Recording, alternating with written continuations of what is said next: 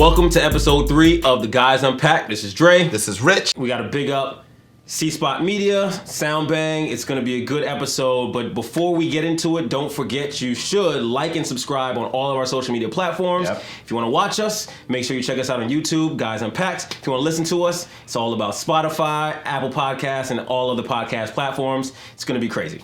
So this week, we got a lot to get into. We're going to get into all the craziness that's gone on since last week's podcast. So no further ado, let's get it. Let's jump into it. So what's up, Rich? I was on the way over here and I couldn't even figure out in my brain like where to start with today's episode. It's like, Oh, I know where we should start. Cause look, it's like I posted this meme. It's like we're living a historic event. Sure. Every week. Like every week is something that's like, this is going down in the history books. So Bro, it is only we're not even out of January yet. Yo, that's great. It's still, I was thinking about this last week. I was like, yo, dog, it's still January. Yeah. And next week is still January. Like this is, by the time y'all watch this, it won't be January anymore, but this is. Bro, yeah. And what's crazy is everybody, of course, coming out of 2020 was like, oh, I can't wait for 2021. I got on live on IG and I remember saying like, yo, 2021 is just gonna be an extension of 2020, so just buckle in. Right, like don't expect major changes January. And honestly, 21 is delivering. 21 is like, nah guys, we ain't changed. 2020 went home, put on a wig, came back, like, still here. Very much still here. That joint went insurrection, impeachment, inauguration, and then Wall Street. Bro, before we get into Wall Street though, yo, let's talk about the death. I'm very happy about the death of the Busset Challenge. Fam. Okay, so I'm not really into most of these challenges. Some of them are super creative, I will say. I would say that was probably one of. It wasn't the worst thing about the pandemic, but it was one of the worst things to come out of the internet from the pandemic. For sure. Was challenging. It got so bad that, like, of course, in the group chat, they, all the fellas, we drop them in every once in a while. I started when I got bored. I'd go on to IG and I'd click on the hashtag. Yeah. And it was just so many of them. I was like, okay, how do I, like, narrow this down into something that I'll enjoy? Yeah. And I started looking for the white girls. And I'm going to tell you why. Because rhythmically, they tend not to be as on point. Oh, okay. I see where. All right. I was like, I laughed because I'm like, where you going with this shit? I love my Nubian sisters. Don't worry. And no lie, you still took it to a low-key offensive place. I love everybody. Right. But No, I know, but you ain't lying. I'm looking at it. There was a couple though that. Yeah, so there's always a few. Yeah. That clearly went to schools with some people who helped, pave the way for them. But either way, 9 times out of 10, yeah, the rhythm was off. Like, so I was like, you look like a beach whale right now. I watched some train wrecks though. I definitely watched some. Yo, before we go a step further, we got to shout out the creative ones. Okay. Right? Yes. There was a couple that was like, there was one with a chick who like, it was her and the baby. And then she did it. And then the baby, like, so there was some that was creative. We got to big up Princess. Dog, hers? Yo, for it to be somebody that I know personally, right. And it was so creative. Right. Like, and it was creative and time. If you don't know which one we talking about, we'll post it. Yeah, you'll see in the video. in the description of the video. Right. But like low key, she was dressing as like one of the insurrectionists. And when she went to bust it, I'm sure you've seen it. You know what? We're going to throw it up. We're going to...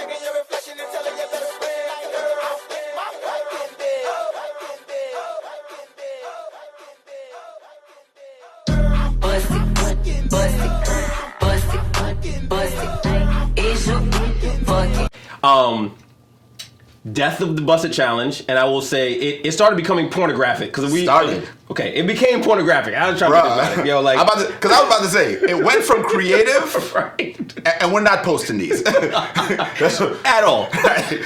It went from creative to go OnlyFans, right? Like that's it, yo. Because I remember watching it like another one, and I'm like, oh, okay, that's a different kind of Busset Challenge, bruh. That's a Busset wide open challenge. I got you. Yeah, and I'm not even gonna go into some of the other other ones that I saw that I was like, it just kind of throws me off. And honestly, that's when you know it's time for that's when the challenge is over, right? Like when the challenge makes it to OnlyFans, it's like, it's done. Yeah. And then came the most boring. I'm sorry. All right. Let me be clear. All right. Ladies, to those of y'all that have participated in this chat, like, y'all do what you do. Yo, don't apologize. It's boring. This one, yo. I remember when I can't remember who first dropped it in the group, and I'm clicking in each link. I'm like, all right, what's supposed to happen? Dog. All right, the light to. All right, what am I waiting the for? red background. Right, I was like, what am I waiting for? Oh, it's over? All right, is it? Bro, I didn't realize it was a challenge at first. Me neither. I thought it was just like a creative video. I was like, okay. I was getting ready to ask, I was about to ask, what am I supposed to be looking at? Then I realized, wait, all of the videos are this. Is this a new? And it's like, this is the new challenge. Silhouette challenge. And I love that earlier today I saw on Facebook you had typed out. Nah, son. I'm gonna butcher this, but no, you don't gotta butcher it, dog. I'll say it. I was like, what I've learned was that a lot of y'all don't realize that there's an H in silhouette.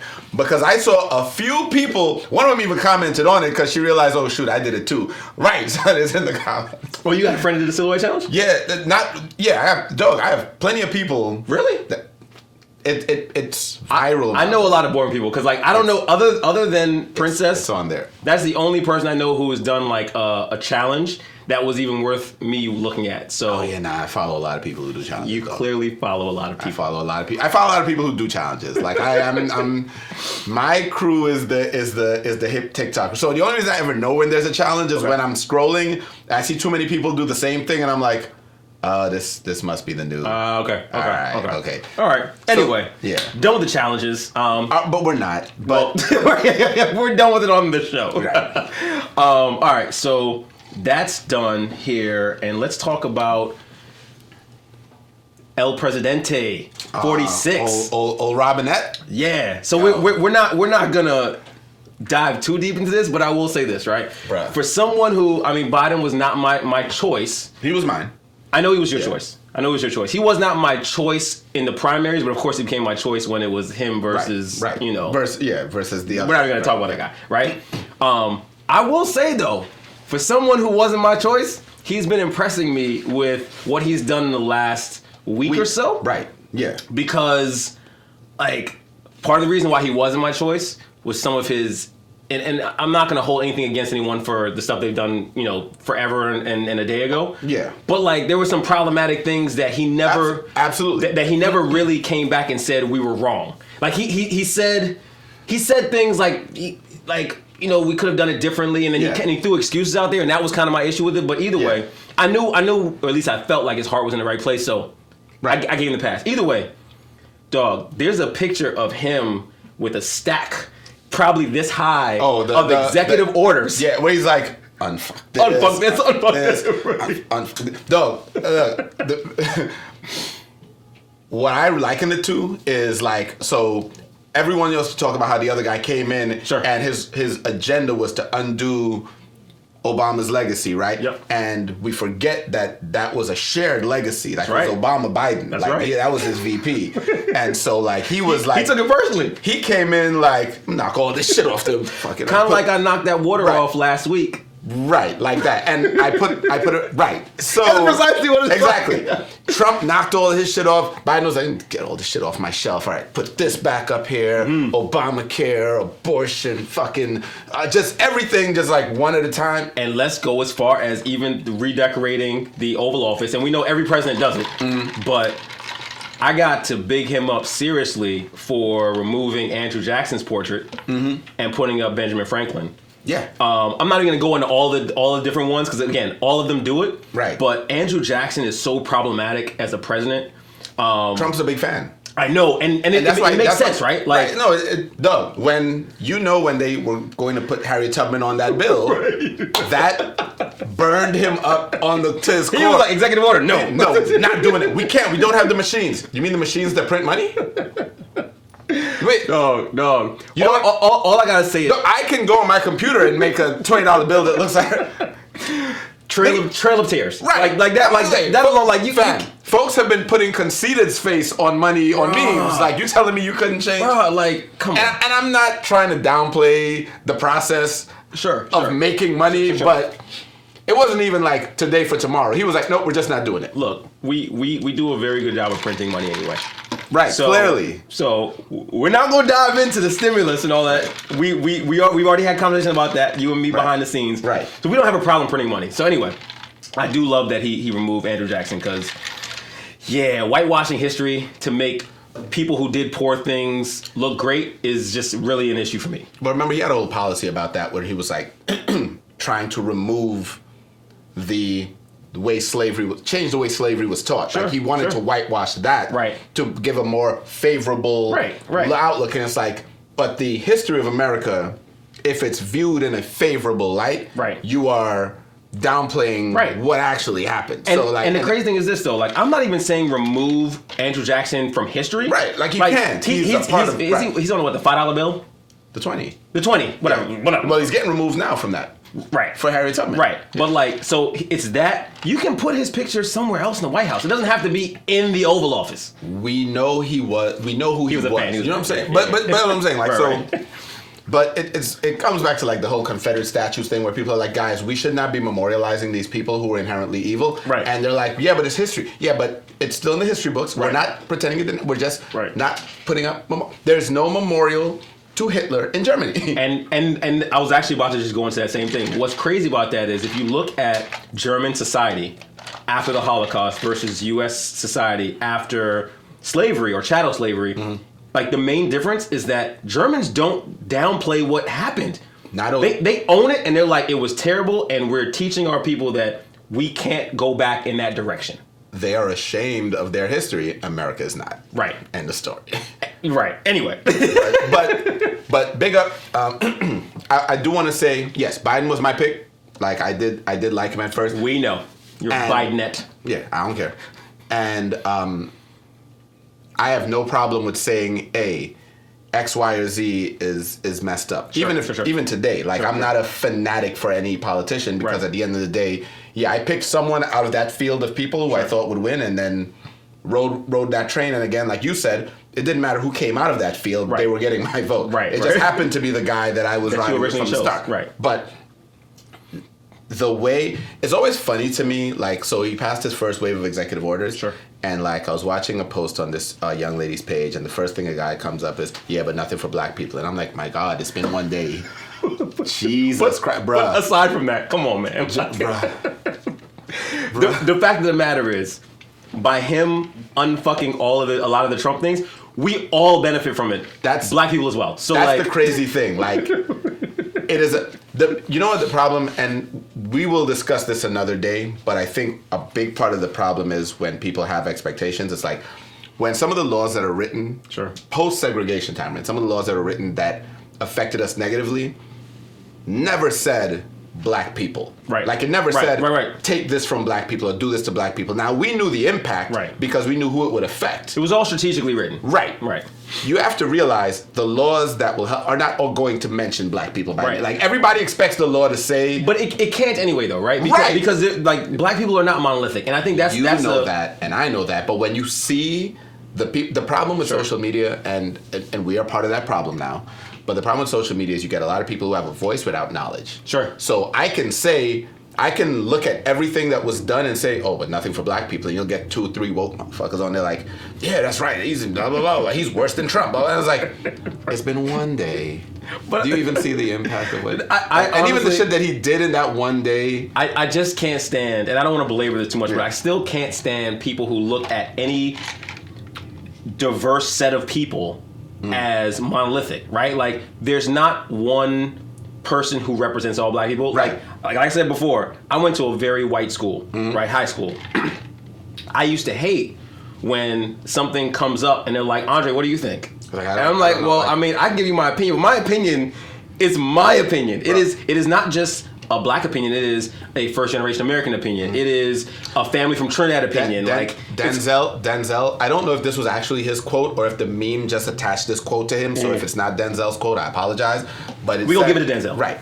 It was like, yes, I'm black, but I'm not just black. Right. So my thoughts and my opinions are not going to be just as a black person. Like I have a mind, so I can say, yeah, I don't. So if you what I might want might be different from what you want. Sure. We're both black. Matter of fact, I'm 100% sure that what you want and what I want are not the exact same thing. Absolutely. Right. So, because I want that stimmy, and I don't.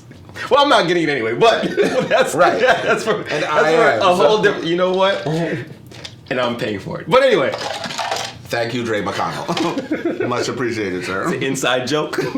We'll talk about that a little next time. Much appreciated, sir. I think that's a good place to stop for that particular conversation. Mm-hmm. But the next real big topic over the last week was Wall Street.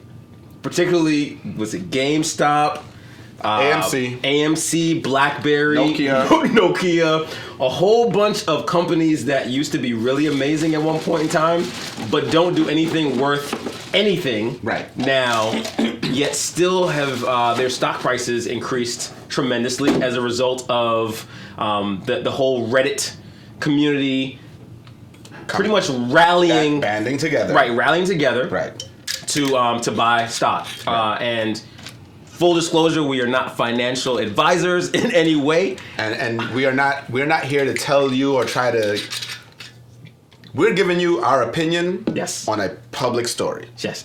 But, and it's going to be multifaceted. It's going to come from a whole bunch of different places. But let's talk about that. So first and foremost, I'm going to say, I'm going to start by saying, here's the wild part about this, right? There's one. There's only one? Well, the wildest part for me. Okay. Right? All right. So Cameron, my oldest, just turned 12 2 weeks ago, right? Okay. And Christmas time, I decided that I was going to start buying stock for him. Okay. For his birthdays, for Christmas, whatever. So I started with Christmas, and the birthday, a couple weeks later, I was like, all right. So for Christmas, I actually just purchased stuff. So I, just stuff that I know that he likes. Yeah. For birthday, I was like, all right, I dropped some more money in the account. Let's sit down and talk about which stock, what you want to buy, right? So it's beyond just buying for him. It's like now we're gonna teach you a little bit. Right. So I'm trying to educate him. I'm like, all right, so think about companies you like, right? And I think it's twofold. One, we want to make sure that the companies are healthy companies, but two, I look at it from the standpoint of, all right, so if you like Nikes, right?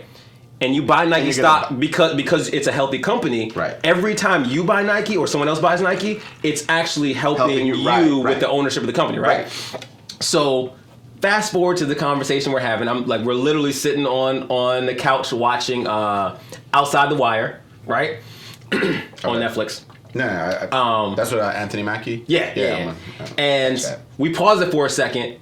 And we're talking about, so he starts now just Googling like every single company. I was that's what's up. Right. So I loved it, right? Yeah. So he's actually Googling things that aren't actual companies too. So it was super cute, but I was like, all right, at least his mind is in the right place. Right. Were they not companies or they just not traded publicly? So no, so some of them weren't companies. Okay. So some of them were like what would technically be a subsidiary of a company. Gotcha. So he was like, oh, well, we can buy like the Google Play Store. I was like, well, no, you would just buy Google. Right. But he's learning. His mindset's in the right place, right? So my boy, I also told him, because from a budgeting standpoint, I was like, I'm putting $300 in this for you. So we got to figure out what you want to buy. Right. Understand, we can't go buy Tesla because at the time Tesla was like $850 or something like that. I was like, yeah, we don't have that. I was like, what we can do is we can wait until we put more in and buy Tesla if you want. Or we can buy something that's a little less expensive, right? Or you can, buy a fraction, but there's no. Yeah, I get what you're saying. So he starts going through it, and so GameStop actually came up, right? And bro, at the time, I think GameStop was like maybe 15 or 16 bucks. So it would have probably been like 18. Yeah, somewhere. It was below 20. Yeah. Right. It was easy. It was an easy buy. Right. And he's a kid. He's a kid, and honestly, it makes sense why he would choose GameStop, right? Because you're a kid. You're not thinking about the profitability of the when you want games, you go to GameStop. And I literally just told him, get things that you like. Yeah. Right? Now, mind you, for Christmas, one of the stock that I bought him, so I bought him Nike stock. I bought him Microsoft stock. Okay. So I bought him things that I bought him Sony stock because he likes PlayStation as well. So so I'm looking big picture, but I'm also. But you're also thinking smart. Right. So he's GameStop, and I had the conversation. I was like, dude, I understand why you want GameStop, but it does not make any sense, and here's the reason why, right? I know. So I'm like, here's the reason why. GameStop. Shut up. I was like, GameStop it was a niche company, but now everything that GameStop provides, you can either buy directly from Sony, from Microsoft. You can go to Best Buy. You can go to Target. Like I go to Target, I get groceries, right, and the shirt, and some workout equipment and a game. If I go to Best Buy, we could buy a refrigerator. We can buy a TV too. Like we can buy everything. Like, I get everything and the game. Right.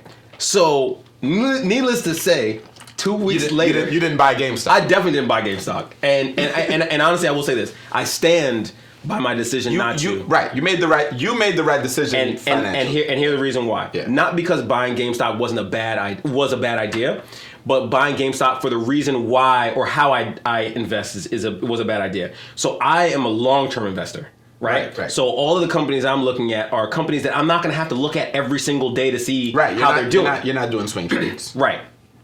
I'm not day trading. I'm not doing any of that. Yeah.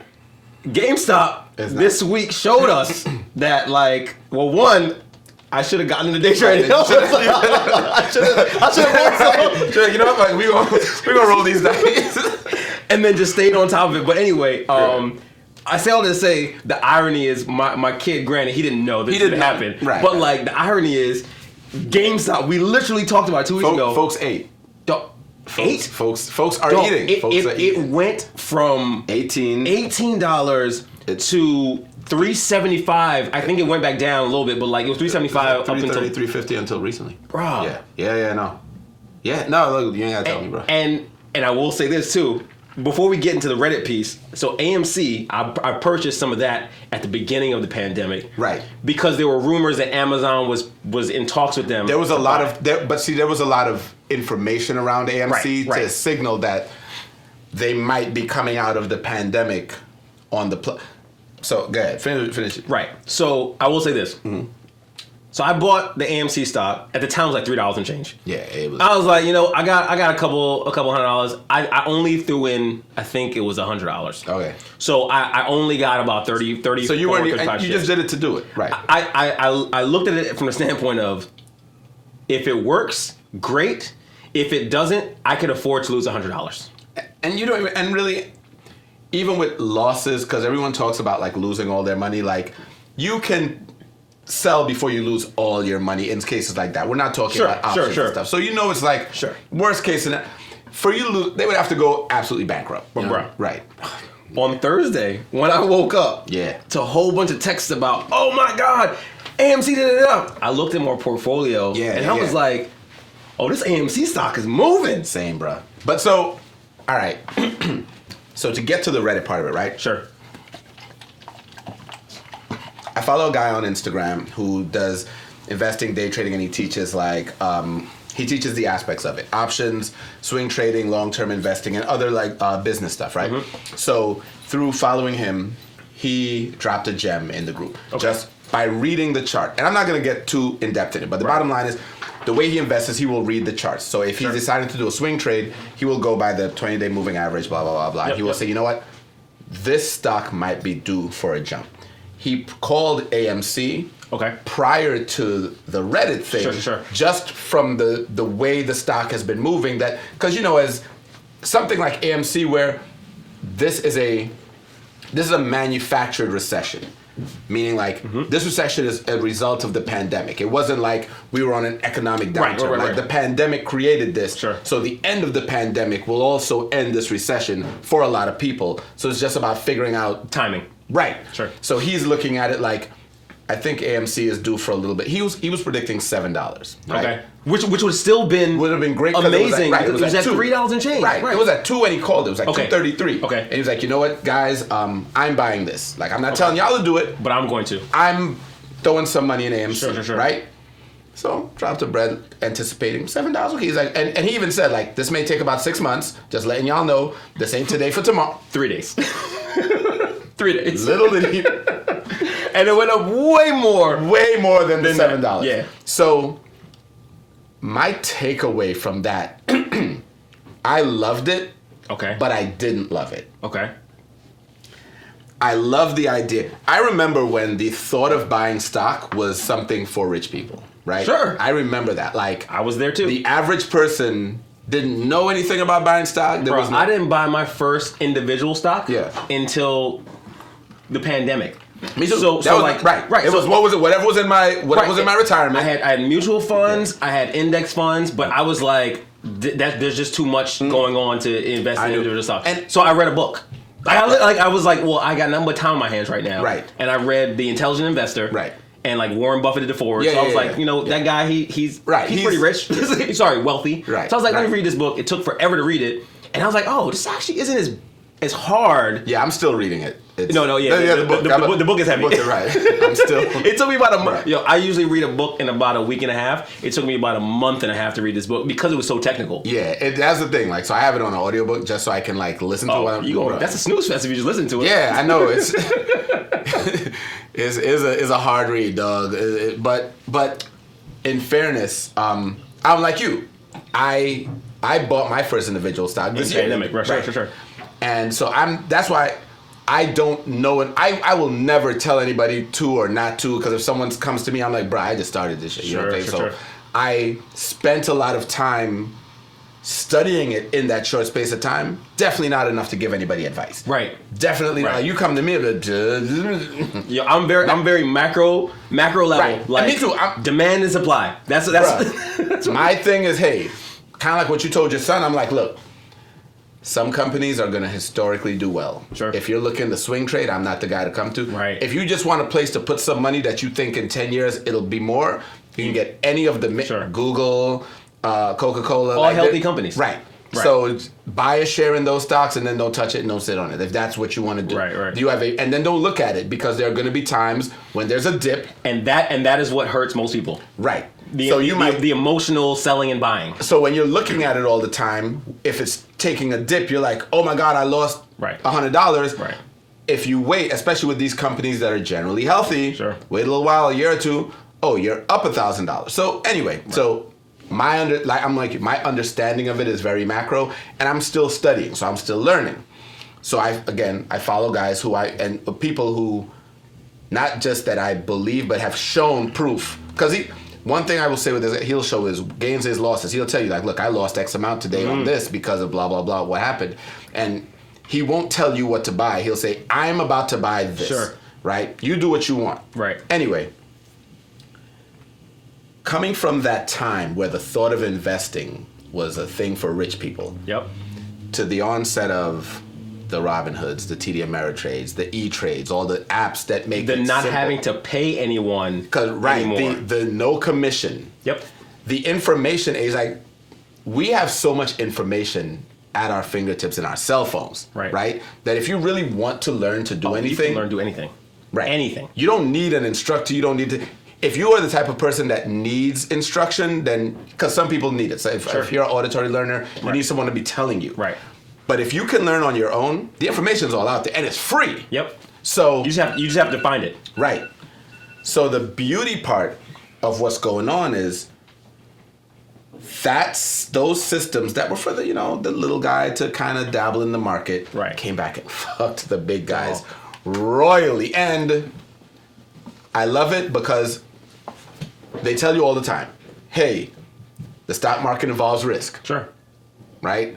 It's gambling. Right. You can lose your money. So they tell you these things are not insured, blah, blah, blah, blah, blah. It involves risk. It's funny to me that something that is not insured, the minute the wrong people start to lose, it's insured. Right. It's suddenly because it's informally insured at that point in time. Right. And that's my problem with it. So I'm gonna tell you my problem with it. So I'm gonna start with why I was happy about what happened this week, right? I was happy because I think this is going to be a shift in the way that the market moves. Absolutely. Period, right? Absolutely. So it's good because now people got to see their power. Yeah. I think like us, we were thinking that it's really only for the wealthy. Yeah. And even after we started dibbling and dabbling in the market, you still don't see your impact in it, right? Because we make a couple $100 and we think that we're doing good, great, right? Because, right. There are billionaires out there making billions from this. That losing millions and are okay with it, right, or okay, right. What I loved was that people actually came together on an issue, right?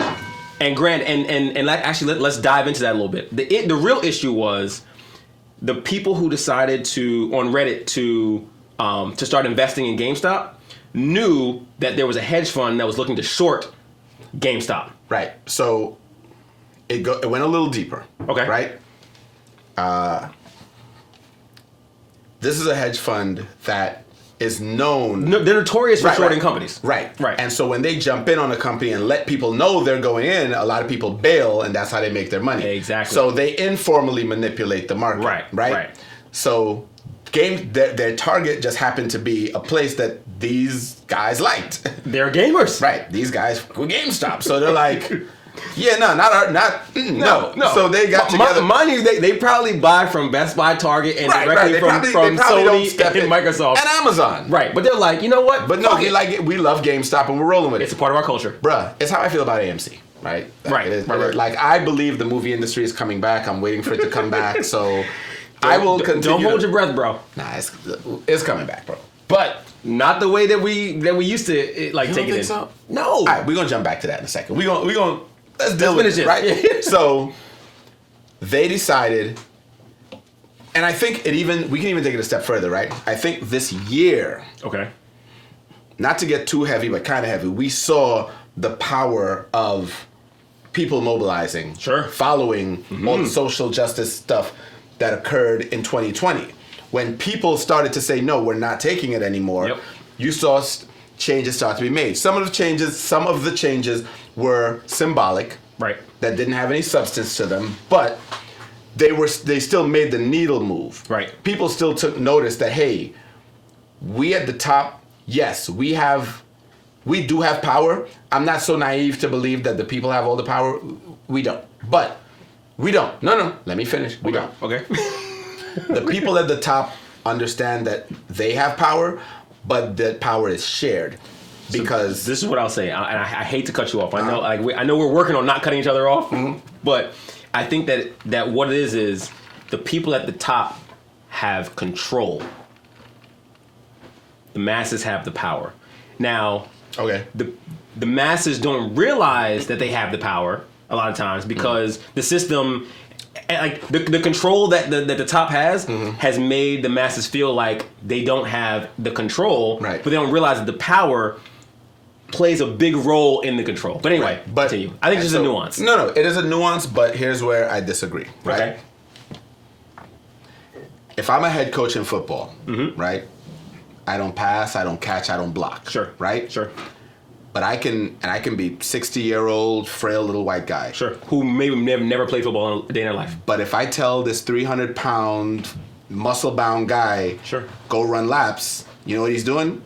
Trotting his ass around that field. Now he has the control to tell him to do it. But here's where he gets the power from. Okay. The masses believe they have the power, or they may, right? Right. Because yes, the masses can always overthrow the minority. Right. Then what?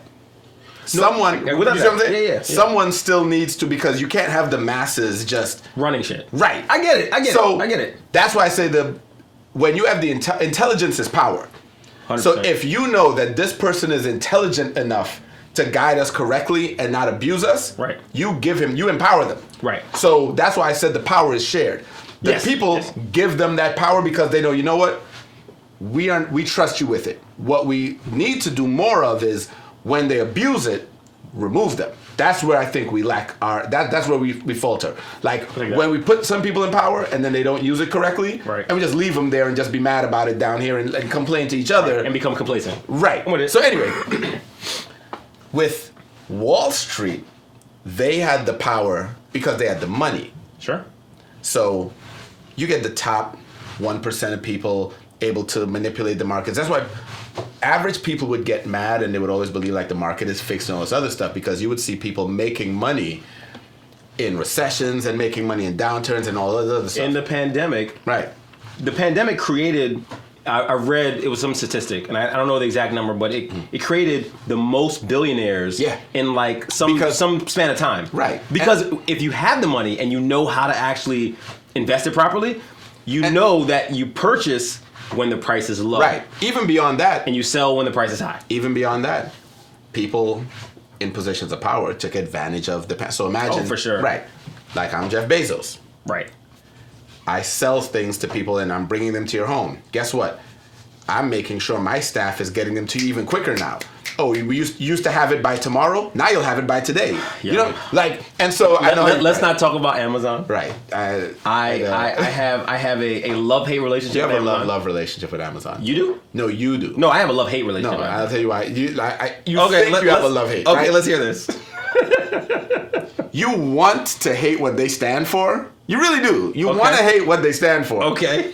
But they're gonna bring your shit later on today. Okay, and that's why I say I love hate, because I love the fact that from a convenience standpoint, I can order something today and sometimes get it today, or today and get it tomorrow or whatever, right? So I do love that aspect of it. Yeah. The part that I hate about it is that he and his company has created such a monopoly on not just the actual e-commerce side of it, but also the courier side of it, which from a capitalist standpoint is brilliant. So I'm not going to knock him. He's a brilliant man. Yeah. He's doing something that, you know, in an ideal world is great. Yeah. But the problem is, as he creates this amazing business model, there are industries that are dying as a result. No, not that are dying, that he's murdering. Sure. Yeah. No. Right. No. So I don't know if you've ever watched, and one of the biggest things that I hate about Netflix is when they take great shows off to leave trash. Patriot Act. Patriot Act. They did Hassan Minaj. Hassan Minaj is Brilliant. Brilliant. And he did an episode on Amazon. I saw it. Dog. I saw it. So I learned. If you have not watched it, this may not be available. Find it somewhere. It's got to be available somewhere. The amazing part about the internet is that even if it's not on Netflix anymore, you can find it somewhere. And honestly, and it might still be on Netflix. They're just not making it. The show is not showing anymore. Right. But anyway, back to. So with Amazon, I want to be mad at his predatory tactics, but his predatory tactics benefit me financially. So it's like. So who's really so should we be calling you Rich McConnell? Because I want that stimmy. So I'm still all for the stimmy. So you're being selective. So it's like once it benefits but you, it's not even being selective, bro. Because it's not even being selective. Because here's the thing. What he's doing benefits the masses. It doesn't. Who it doesn't benefit is the mom and pop business owner. Right, and to me though, like, but that's the masses though, because that falls into the middle class. But what it does, and I'm not saying it's right. Sure. It does create a space where you as the mom and pop can sell under his platform. Sure. Where basically he's not saying I have to destroy you. He's saying you have to work with me. Right. Which cuts into margins. It does. And a lot of times, it's all the way wrong. It ends up depleting the quality of product sometimes. It does. Like it just does. Look, I know. Because Qgco, we thought about it, and we were like, it actually makes sense for us financially to start moving onto Amazon's platform because the way they have it set up, like it honest from a logistics standpoint and a supply chain standpoint. Yeah. No, it's brilliant. Yeah. But the quality ends up declining tremendously, and then we don't have as much power or control rather to make things the way we want to make them, and that is where I have an issue. Here's what's funny. A follower of mine, I remember, she has a boutique, and she found her stuff being sold on Amazon. I'm sure she did. And the thing is, it wasn't even her selling it. Right, because here's the thing, she models her own stuff. So imagine they have her stock images up there too. They have her image. Imagine you're scrolling Amazon and you see you, but and you know it's not you. But it's not you. But it's it's a different name. It's of your the whole product. image and your brand, but it's not you. Yep. So I mean. So Amazon is predatory. I'm not knocking them, but again, we needed chairs and we got them the next day. So I'm like, you're right, and I needed a laptop and the microphones. Right. So I'm like, I get it. But anyway, like back to GameStop in particular.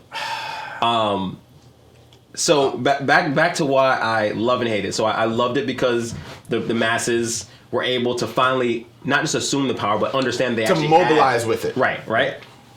The problem that I had, though, is they channeled it in the wrong way. So, yes, You wanna save GameStop Right. because you have like the affinity to GameStop, fine. Right. But like, how about we choose companies that actually have a chance Right. to You know actually why? do something You know at why? the end of COVID? Because it comes back to our fundamental lack of knowledge on the market. Like they gave us, it's back to like how Facebook gave everyone a voice, but didn't give them the Guidelines. knowledge. Right. So I can get on Facebook and say anything. Right. And if I have enough people following me, And I'm marketable enough? right, they'll believe the shit I'm saying. Right. And I could be dead wrong. Cue Donald Trump, and now Twitter finally kicked his ass off. Right. Like, Right. yes. So now, when you look at like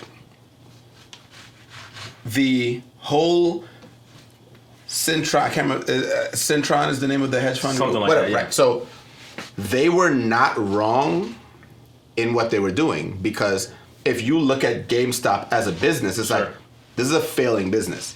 Or if it's not failing, Sure. their stock right now is overpriced. Like, it should not even be going for this much. So it wasn't even. I wouldn't even say it was overpriced. I would say it was over. And here's why. GameStop was going the route of Toys R Us. Remember, the problem with Toys R Us was Toys R Us did not adapt to the changing market. Same thing Blockbuster did. Right. And, yeah. I could get toys. Blockbuster got done in by Redbox, which got done in by streaming. Right. I can get toys anywhere. Why would I need to go to the store that sells only toys? Right. When I can go like Target or Walmart or Amazon and get other stuff too. Right. GameStop. CVS. Right. So GameStop, watching what happened to Toys R Us, didn't say we need to adjust to the changing market Right. to remain profitable, because we only sell games. So you want the funniest part about this though? Outside of AMC, like I'll lightly say AMC, but outside of AMC, all the stock that truly ran up as a result of this. So again, it was GameStop, BlackBerry, Nokia. All of those companies were really, really great companies when they were great. Yeah. And just never transitioned into doing more than what they could have. Like, hold on. So like, particularly BlackBerry. I was gonna say the opposite. Hold on. Particularly BlackBerry, right? Okay. If you think about what made BlackBerry, so why BlackBerry was great originally, it was because it's business, right? Right. But what made BlackBerry popular was BlackBerry BBM. Messenger, Yep. right? And essentially that was the first platform that no matter where you lived in the world, once you had a BlackBerry ID or PIN, whatever it was called, right? So the reason why I had a BlackBerry was because I had family in Trinidad, and I could talk to them. And their keyboard was awesome. Right. Oh, the keyboard was amazing. Yeah. Right? Now, to me, same thing with Blockbuster and Toys R Us. BlackBerry dropped the ball in not realizing that their actual phones were not the value of their company. Right? Like, the value of their company was their back end piece. It was the infrastructure that allowed the like BlackBerries to communicate. And instead of trying to stay only BlackBerry phones, if they had just said, you know what, we're gonna create an app where They tried to, but they did it too late. Yeah, it was way too late because now what do we use? WhatsApp. Right. And so why I would say I agree with everything you said, because everything you said is correct. I think the difference why I don't compare BlackBerry to GameStop. Okay. BlackBerry they tried to adjust. Right. They just tried the wrong way. GameStop didn't even try to adjust. Yeah, but GameStop again, was like, no, we're just still but BlackBerry tried again. It was way after they should. No. Even before that, because remember when the iPhone came out, because the iPhone is really what revolutionized a lot of new cell phones, right? Right. BlackBerry tried to go that route of all touchscreen, all this other stuff. So they had like the BlackBerry Storm or something. I remember. Yeah. Right. So they tried. But again, they just tried it. But again, my bigger point was not trying to do it with the phone. Right, and that's what I'm saying. When I said they made an attempt, right? they were like where GameStop did nothing. BlackBerry just made the wrong attempt. Like you said, they should have focused more on, you know what? Like what Sega did. Our infrastructure. Sega was like, well, we're not going to make systems anymore. Right, the consoles don't make sense to like, I can't compete with a PS. I'm not competing with PS4 and Xbox. Right. And Nintendo's not even trying. Nintendo's just like, you know what? We are not competing with y'all. We are going to make a system that is revolutionary in its own right. Right, and what they did, they shifted and said, all right, we're not going to focus on, and Nintendo we're talking about here, we're not going to focus on in-home systems.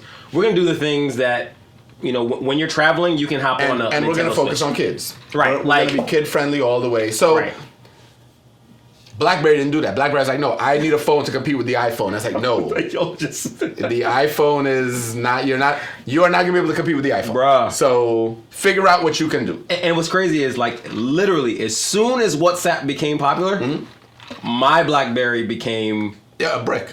dog. I was like, there's no need for me to have this anymore. Because even the process of getting, and then where they messed up was, even when they tried to reintegrate the app, it was like a process of like requesting. Bro, and it like, was so, and I'm like, why would I download an app and then make a request? Like, dog, I gave him the chance. Oh, I actually downloaded the app, and then I was like, you all are doing nothing different listen. than WhatsApp. And matter of fact, you're making it harder for me to You're making it right. That was my problem. This. You're making it harder WhatsApp. for me to access it, and you're not giving me any value Bruh. more than.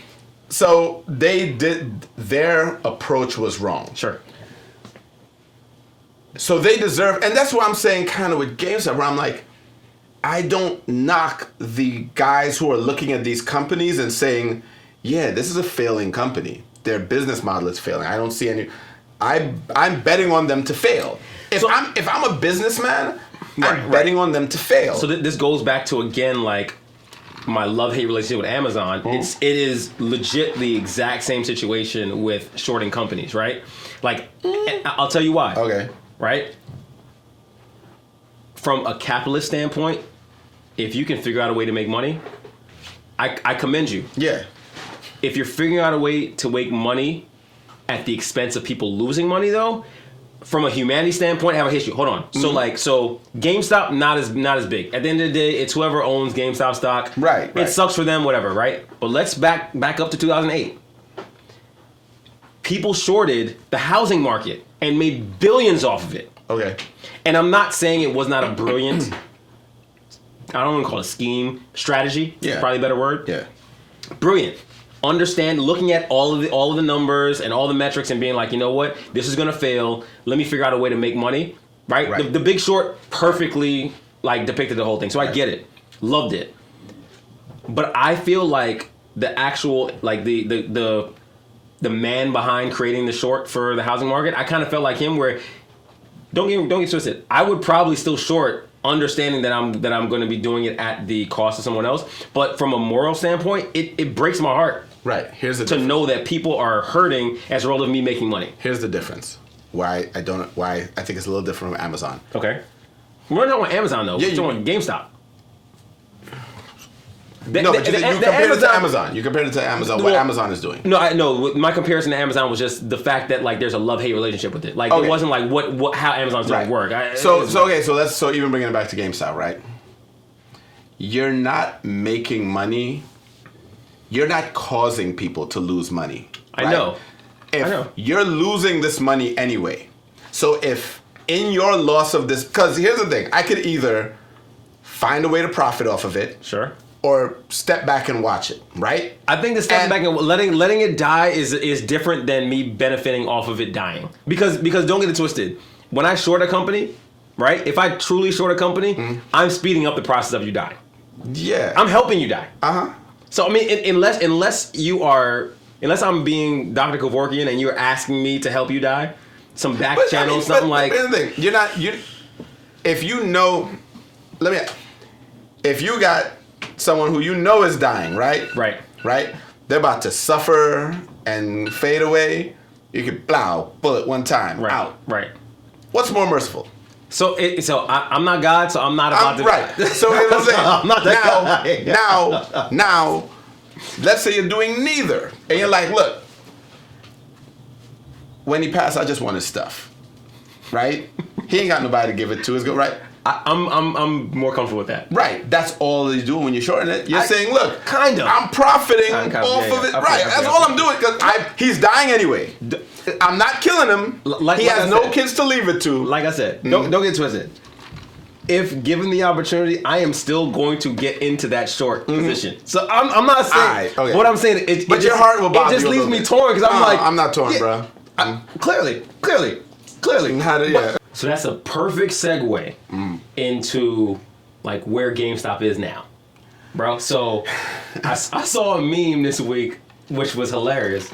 It was Big Bird. Oh, the big sitting at a conference table. That, dog. Right. Because in the conference table, I can't remember all the companies, but it was like actual Tesla, big cap companies. Amazon. Right. And so I'm like, follow me here. All right. I feel like GameStop right now is like the Donald Trump of stocks.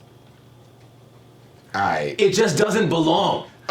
It just doesn't belong. No, makes sense. Makes sense. No, you're right. You're right. It's so crazy because like it's not like the Fortune. It's like one of the top. It's in the top 400, right? And for retail stocks, and it's crazy because they had no business plan, bro. They don't deserve the prosperity at all. That Donald Trump analogy is perfect because they don't belong. Dog, it's literally a case where they have, in my opinion, two real options. They either have the option of hiring some consultants to figure out what their business plan is going to be. Now that they have all this, now that you have all this cash, this value to work with, right? Like, what are we going to do? What are we going to do with this? Right. Now, me personally, as a consultant, I would kind of going back to what we were talking about with BlackBerry and how they dropped the ball. And I don't know if this is what GameStop is doing. I haven't done any research on this, but GameStop needs to like move away from selling actual merchandise, and focus on gaming culture. So if that means like GameStop does multiple tournaments throughout the year, like sponsored by GameStop, whatever it is, they do something. They need to do something that's going to be because right now, like they are so overvalued, it is insane. Right. Because 2 weeks ago they were literally looking at bankruptcy, and that's why I said I'm not mad at the hedge fund people for looking at the books. You know what I'm saying? Like if I look at the books and I say.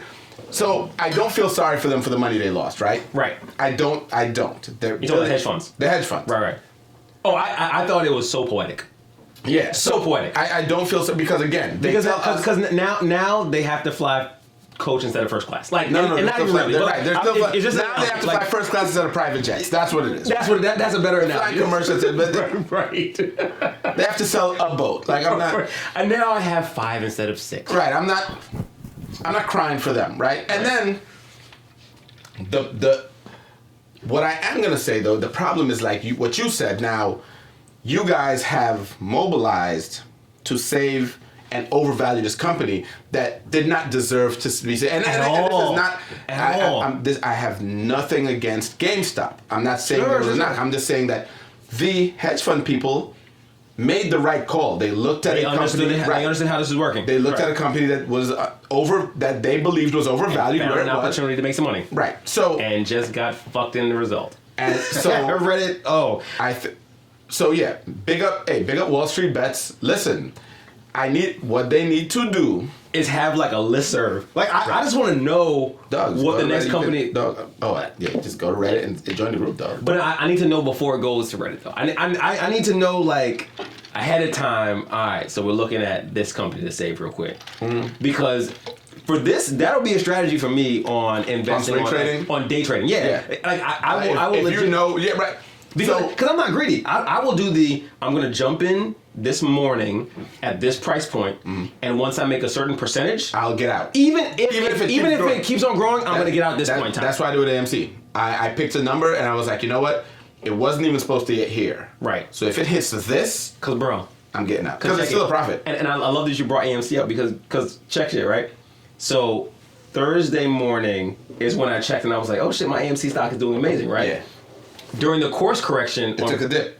On Friday, or not the course, the stock correction, the market correction on Friday, it took a dip. But I mean the forced correction from right. We're gonna talk about that. Yeah. But like, surprisingly though, right? Like I lost money on it, right?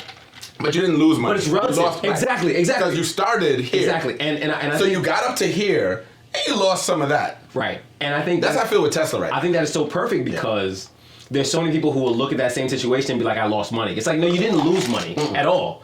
You actually still gain because it's still a net positive. You're still above where you start. And not only that, so on Thursday, when I looked at my portfolio, my entire portfolio was killing it, right?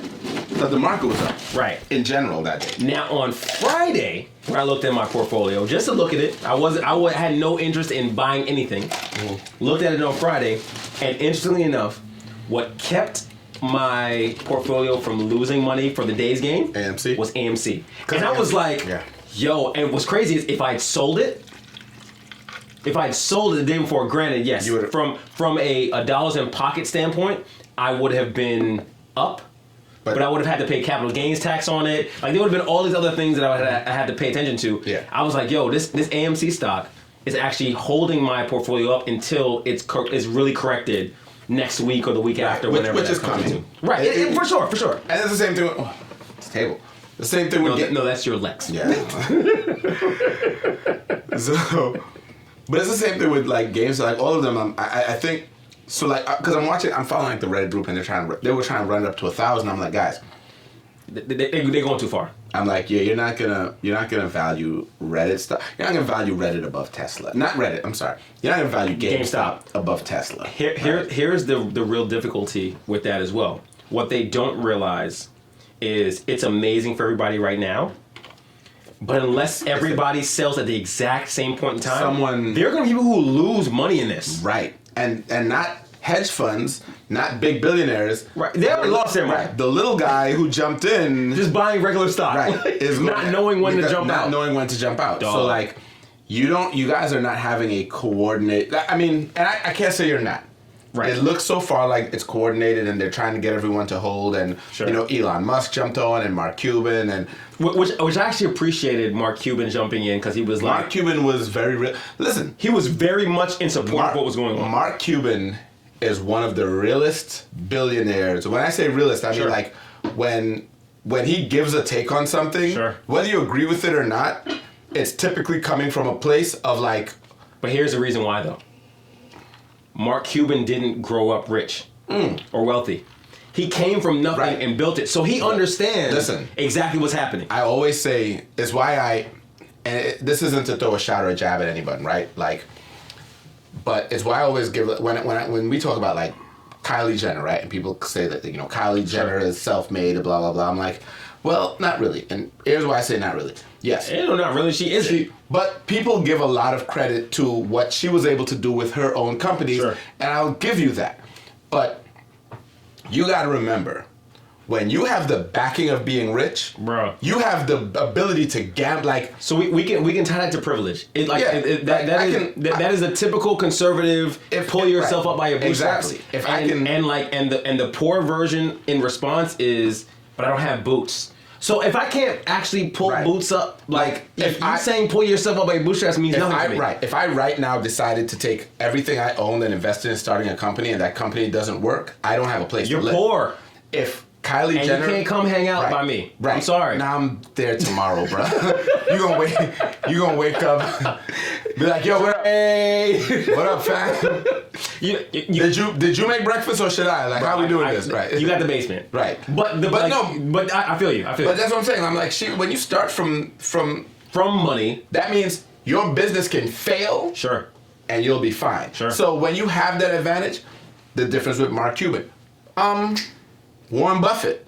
Right. People who actually started from nothing, regardless of how wealthy they get, you notice the way they live is very different. Their appreciation for the grind because they understand what it takes to actually get there. Right. So that's why Warren Buffett is not going to be rolling in a Maybach.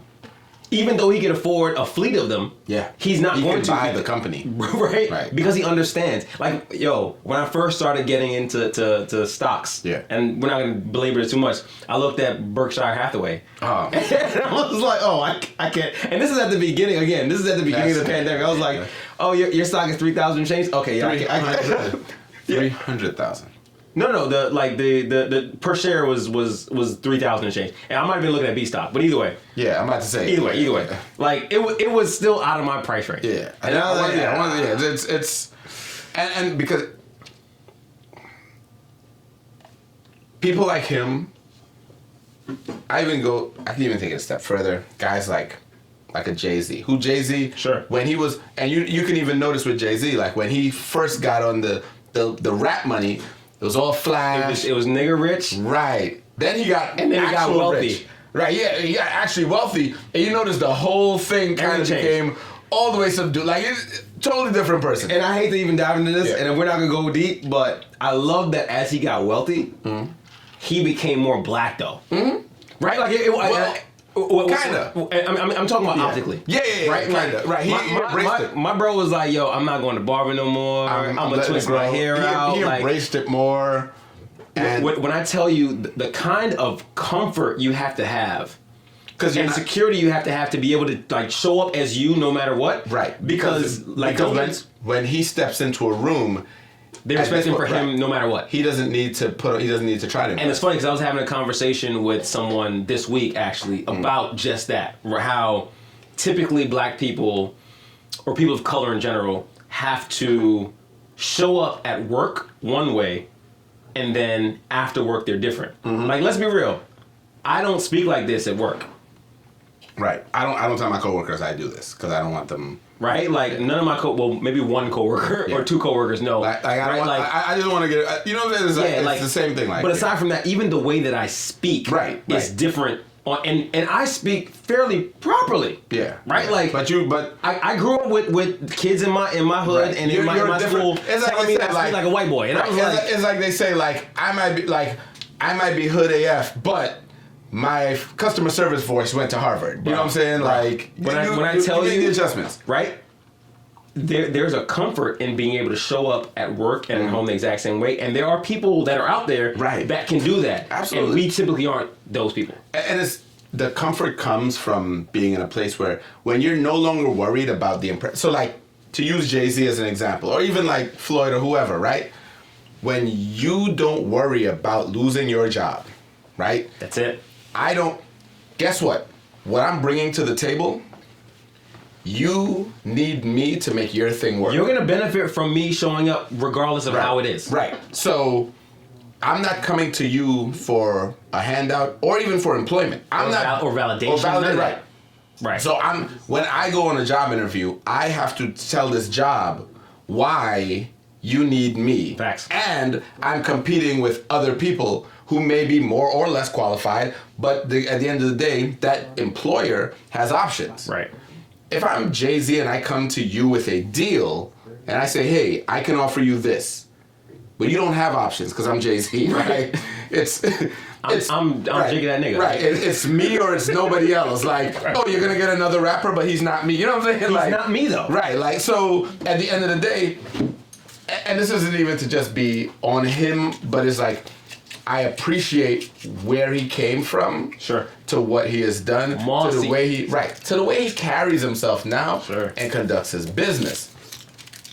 It's so even from a humanity standpoint, like, and I'm not talking about humanity for other people. I'm literally talking about the way that he's grown as a person, and his ability to start realizing that the way that he was doesn't actually yield where he wants to be. Right. Yo, it's insane. Like I can't remember the reporter's name, but there was a special interview that he did, black reporter. It looked like it was some kind of loft business building somewhere. It was super posh, but it was like super simple though. Like he was on a couch, the reporter, and he was talking about vulnerability and in the hood in particular, and how niggas was getting shot for looking at other people. Right. And he really broke down the idea of people being offended because they're being seen. Which is crazy. Like, I mean, it was nuts. And just him being able to even grow to the point where he can see that the environment that he grew up in is not conducive. It's just not. Right.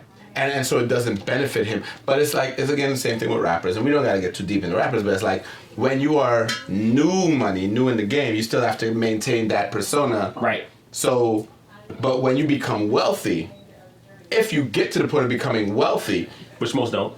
Right. You don't have to maintain that persona because now, one, that doesn't apply to me anymore. And not only that, that scares away the money that I can eventually make. And in reality, the goal for everyone should be to move away from that anyway. Right. So I shouldn't be continuing to hey, this is I should be. That's survivor's remorse though.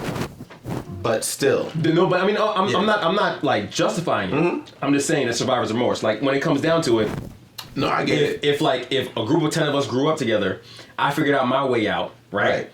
And I wasn't shit. None of us were shit. Right. But I figured out my way out. Like I'm gonna want to pull you guys out, but unless you all understand that y'all gotta like actually grow with me, right? And at the end of the day, not everybody's ready for that. Most people aren't. But anyway, let's go back to this whole Reddit piece and specifically talking to social media. So this was the thing with that and the power of it. I feel like I mentioned this earlier. Earlier in the summer, we saw the power of putting together like a group of people who were.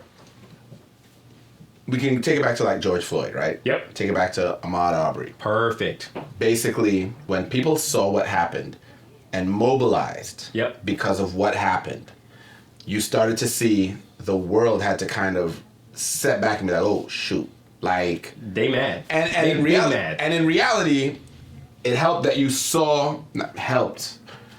It benefited the cause that there was no ambiguity with this one. Sure. You saw what happened. And it was wrong no matter who you are. You can't justify what happened. Right. What Reddit did, and it's not to compare the two because of out of the It's impact. apples and oranges, but like from a macro level, it's bringing people together. Exactly. Right. They showed that the little guy, the bottom of my vote doesn't matter guy. They were joking that, oh, here's the hedge funds, and here comes a bunch of YouTubers with their $600 stimmy, but I'm like, yeah, but guess what? That stimmy could have gone straight into that when it was stock. When it was 100, 200, 1,000, 200,000 of them. And we made you guys lose billions. Right. So, like, you could joke, because I was watching this one guy on there angry. He was like the old guy, right? The old white guy is like, oh, they got these stimulus checks and they're fucking up the market. Like, he cursed on, like, CNN or some shit, right? And I was like, oh, he was big man. Right. That's how mad he was, right? But the problem was because imagine I've been able to, with me and my friends, manipulate the market, whether I'm doing it legally, and I don't know the full legality. So it was all legal. No. It was all legal. Right. But I know that there were aspects of it, right? I know that what they did was legal. But in what I've been watching, I know there's aspects of it that are illegal, but you skirt the fence of what might or might not be legal, right? Okay. And I can't like explain it right now. Sure. So, but I'm just again. I know, like we said, we're not experts, so I get you. But the bottom line is legal, illegal, or borderline. Right. They were versus breaking rules. Right. if 5, 6, 100 of us get together and are on the same page, then who's checking us? You know what I'm saying? Right. Nobody's checking us because this is what we're gonna do. If I tell you, hey, we're short in the stock. So we're going to post, we're going to do what we do, we get everybody to sell their positions so that the stock plummets and we'll make money. So so I saw the same video. I don't know who he was. I didn't actually care to even figure out who he was. Because he was mad. But here was the beauty behind that video for me though, right? And it was actually an ugly beauty, but follow me here. Yeah. This dude who clearly lost some money in the market with all this, right? Yeah. So clearly he was on this side of trying to short GameStop. Right, and he took an L. He took an L. Either he directly had it or indirectly just looked at whatever it was. He had an issue with it. He still had the privilege of being on a network to talk about this. Right. And you can tell he's not destitute right now. No, he's still good. Right. He's still good. He drove a Benz there. Again, he can't fly private. He has to fly first class. Like, end of the day, like I don't have any sympathy for him, bro. And that's what I said. I have no sympathy for the guys that lost. Right now, if you told me a bunch of regular Joes had put their money into this on the advice of, and I'm not saying that didn't happen.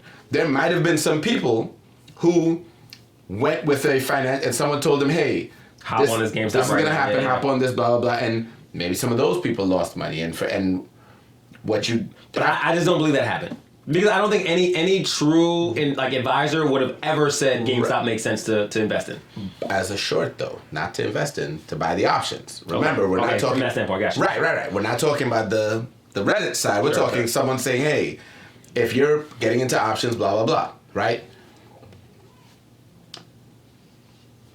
when the thing went left, the majority of the people who got hurt were billionaires and millionaires and hedge fund people, right? I don't feel for them at all. I don't feel sorry for them at all. And they're mad. Big mad. Because the people who did it were people like you and me. Their butt hurt. Who downloaded an app, Right. probably put $50 or $100 on that app. And that's all they had to. And fucked them with Yo, $50 or $100. You know, they like got together as a group With and said, no lube, bro. with no lube. with no lube or experience. So I was just putting it anywhere. Just how does this work? Like not even protection. They're like, you know, we should go. And so they lost bread to some amateurs. Yo, to some amateurs. So first for starters, like I started looking into options, like maybe a month or two ago. I have a coworker who used to be a wealth manager. Yeah. And he did like a lunch and learn for our group about it. And he started explaining. And I watched a webinar. I was watching a webinar on options. And he started explaining like how people can potentially you can lose and infinitely like that's it's crazy. That is the one thing, and it's funny that you heard that because it's the one thing that every class I've seen on options. They explain it. They let you know you can lose more than you put in. Money. Right, like it is not like in the stock market when you buy stock, you can only lose what you put in. Bruh.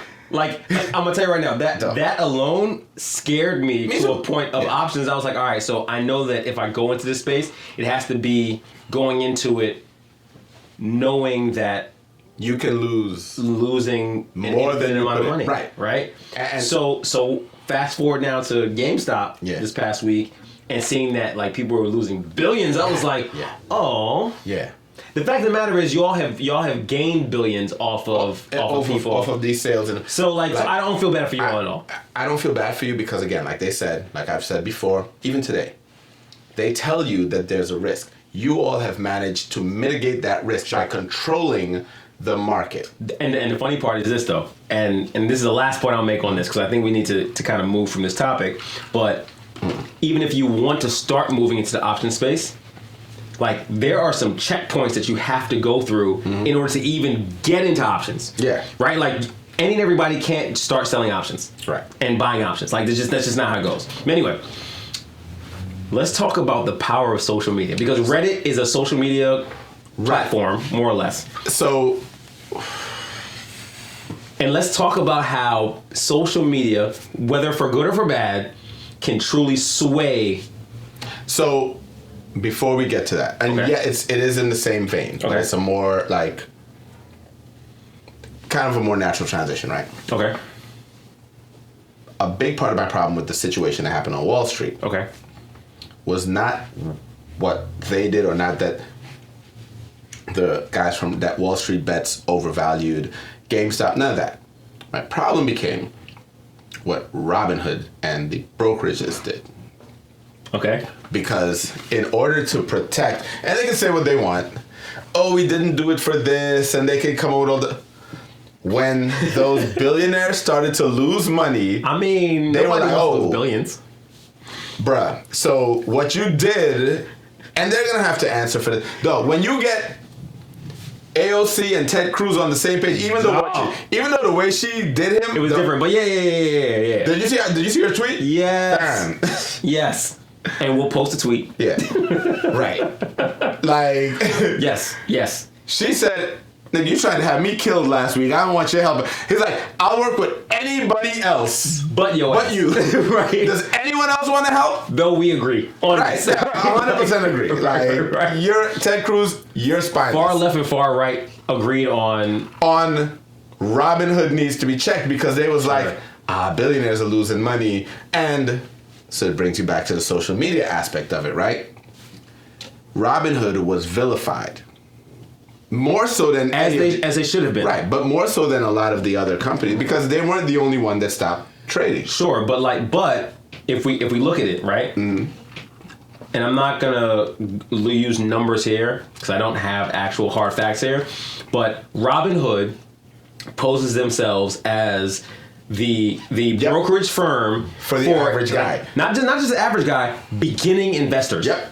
That's what I'm saying, the average guy. Like, I am the average guy. I consider myself average, but I'm not on Robinhood. But listen what I'm saying, but I mean by the average guy. I'm on E-Trade. So, We are not endorsing. This is not an endorsement for one brokerage over another. Go ahead. But like Robinhood is like, hey, you've never invested before. Sure. You could it's the average guy. We're gonna help you out. Right. Yeah. And the problem was when the average guy started to make money at the cost of their real bosses, of the people who were who actually invest in Robinhood. Right. So they're like, oh shit, we can't have this happening again. So they shut them down. Right. They allowed you to sell. Their CEO, Vlad, whatever, came on Cuomo and it was trash. It was so bad. But I will say this though. Like trash. Look, you say trash, but from a public relations standpoint, he did his job. He should have not said anything. No, he should have said something. No. You can say no all day. Yeah. But I have PR expertise, Uh-huh. and I'm going to say the reason why. Okay. Right? Mm-hmm. So, in these kind of positions, particularly where you don't want your company to go under, because there's competition, right? You got to say something.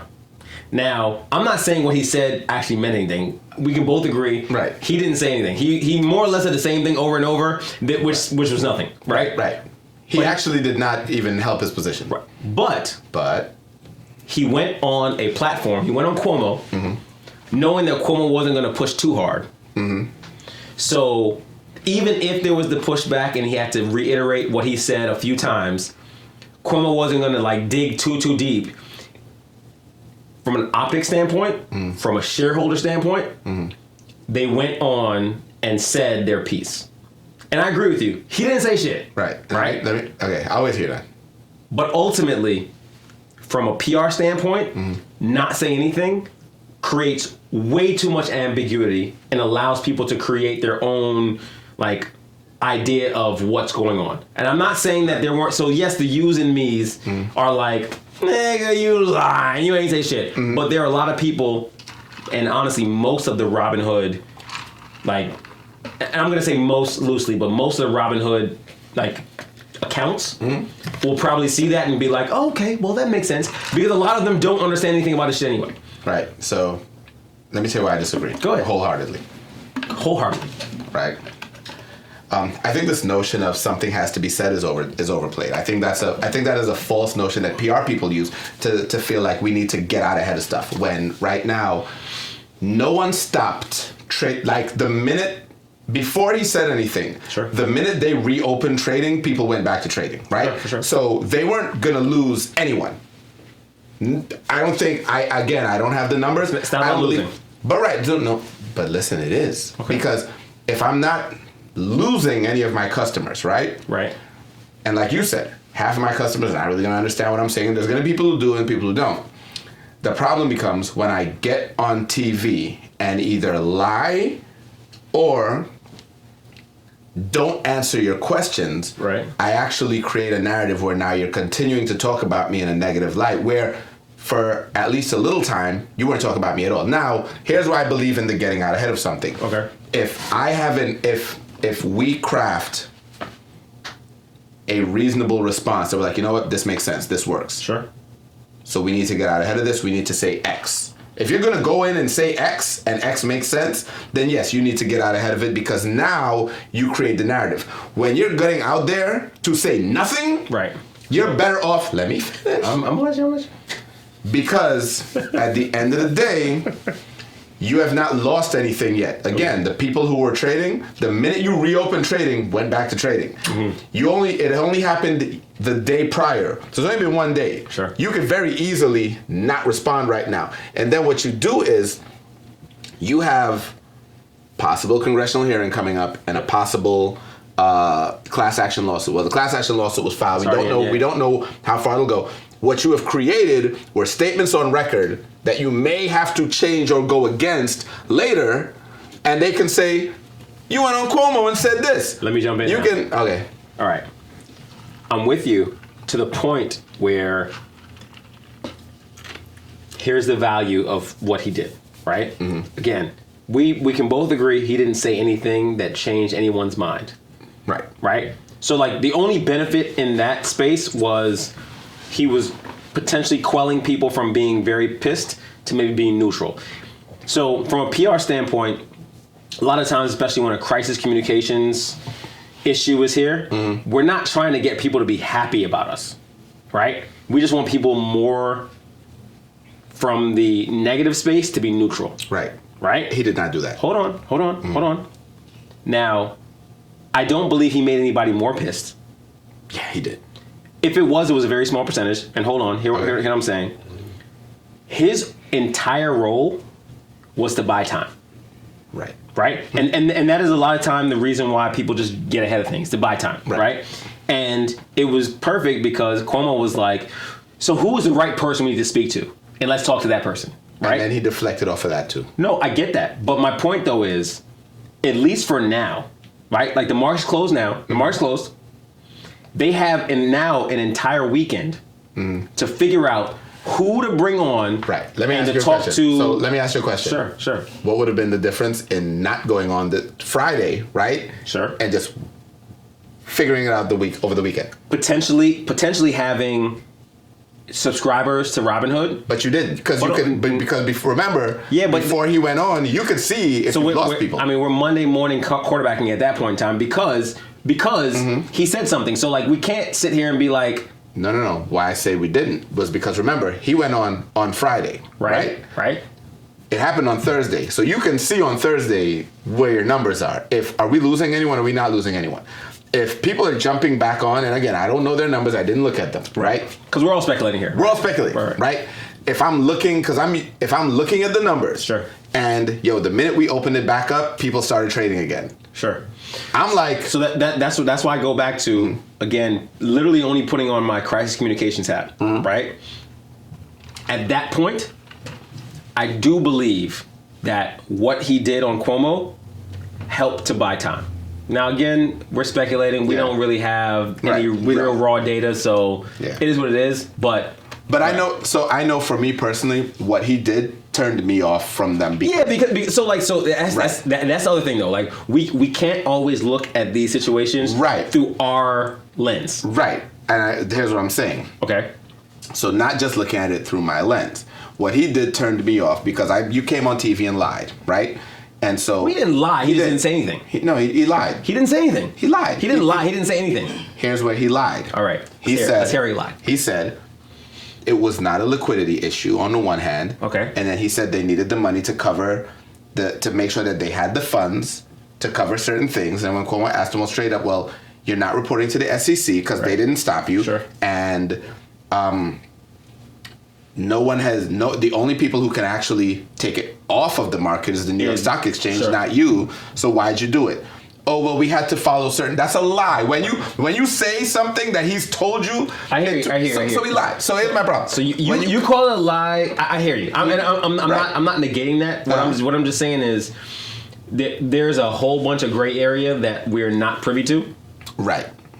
And that is me, honestly, from a crisis communication standpoint. Yeah. There's a whole bunch of gray area that neither of us are privy to that it was ambiguous enough that I was like, all right. That it's a lie. That I saw where he was going. That's all I'm saying. Right. I saw where he was going. You call it a lie, I call it ambiguous, whatever. Because you gave him, Zen Hazard gave him the benefit of the doubt. Zen Dre. Right. Zen Dre gave him the benefit of the doubt. Right. I was like, you're lying, dude. And not only you lying, when you get called on the lie, you can't change it. So you just have to keep repeating. It's like, baby, I don't know her. Her number's in your phone. I promise you, I don't know her. Who's she? She's sitting in your car. I don't know her. You're right. Nigga, she's right there. I don't know her. That's what he did. He got like, fair enough. I don't know her. Fair enough. So anyway, so that's not all right. Yo, I'm starting to get PTSD from that example right there. Let us go back to the power of social media. So now, you had a lot of people mad at Robinhood, right? Mm-hmm. But the minute they could jump back on and trade, Sure. Robinhood is still doing money. Because we all want to make money. Right. End of the day. But, there are options, right? It's not just Robinhood. Yeah, but you're already there. But going back to what we were saying before, there. People already aren't super comfortable with investing in stocks. So they're already there. Yeah. I feel like the power of social media to be weaponized, is great. The problem is, it's fleeting. So I look at social media as a tool, right? Like any tool, Okay. right? So I'm gonna follow me here. I'm gonna take it back to what I do with my clients, right? So I will sit down with a client and they'll explain an issue to me, right? And they will go through all of it and they'll be like, yo, there's this technology out there. We need that, right? All right. And every single time I'm like, all right, so I hear you. And we can get to the space of that technology, but what you need to understand is that your processes behind the technology is more important than the technology itself. Because what technology is going to do is all it's going to do is amplify whatever the issue was. So if the processes aren't in order, you can't. When you throw the technology in there, it's just going to like go crazy, right? It's the same thing here, right? The exact same thing here. Because you lost me, so I'm waiting for this. Like, I'm all the way lost. I'm waiting for you to tie this together. Because I got your explanation of the technology, but you're saying that social media. So social media is a tool, right? Again, like technology, where it's a piece of technology. Okay. Is not a positive or a negative. Yeah. Right? It's all about the way you use it. So technology, like so social media. Okay. In So itself, you're saying we as a people haven't figured out the process. It's not that like we haven't figured out the process. What I'm saying is social media in itself is not a positive or a negative. So what you had said before was we weaponizing it and it could be positive, sure. But it can be weaponized to be negative too. So it's not like it's not a positive or negative. Yeah. It's literally just a tool that can be used, and based off the way we use it, we're gonna get a negative or a positive outcome. So, and that's where I was coming from. Yeah. So I think what I was trying to say was, take the Reddit example, right? Yep. Social media weaponized to save GameStop, but also to fuck over these guys. Sure. But now you've propped this company up that really didn't deserve to be propped up. Not even doesn't deserve. Can't sustain it. Can't sustain it. Right, can't sustain it. Right. So you've overvalued the stock. And essentially, people are going to lose money. Someone is. A lot of the same people who fucking bought into it. Right. Right. Gonna end up losing money. Right? Possibly. Probably. Probably. And I'm going to say probably because someone's going to jump on there like, y'all don't know what y'all do. So whatever. Probably some people are going to lose money, right? Had they, to your point earlier, said, okay, we like GameStop, but actually a better stock to prop up would be something else that we think is going to... American Airlines. And something that has a better outlook for coming out of the other side of this pandemic. That we need. Right.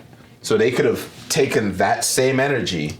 Buy AAL. So this is not an endorsement. But we're not. This is not an financial advisors. Right.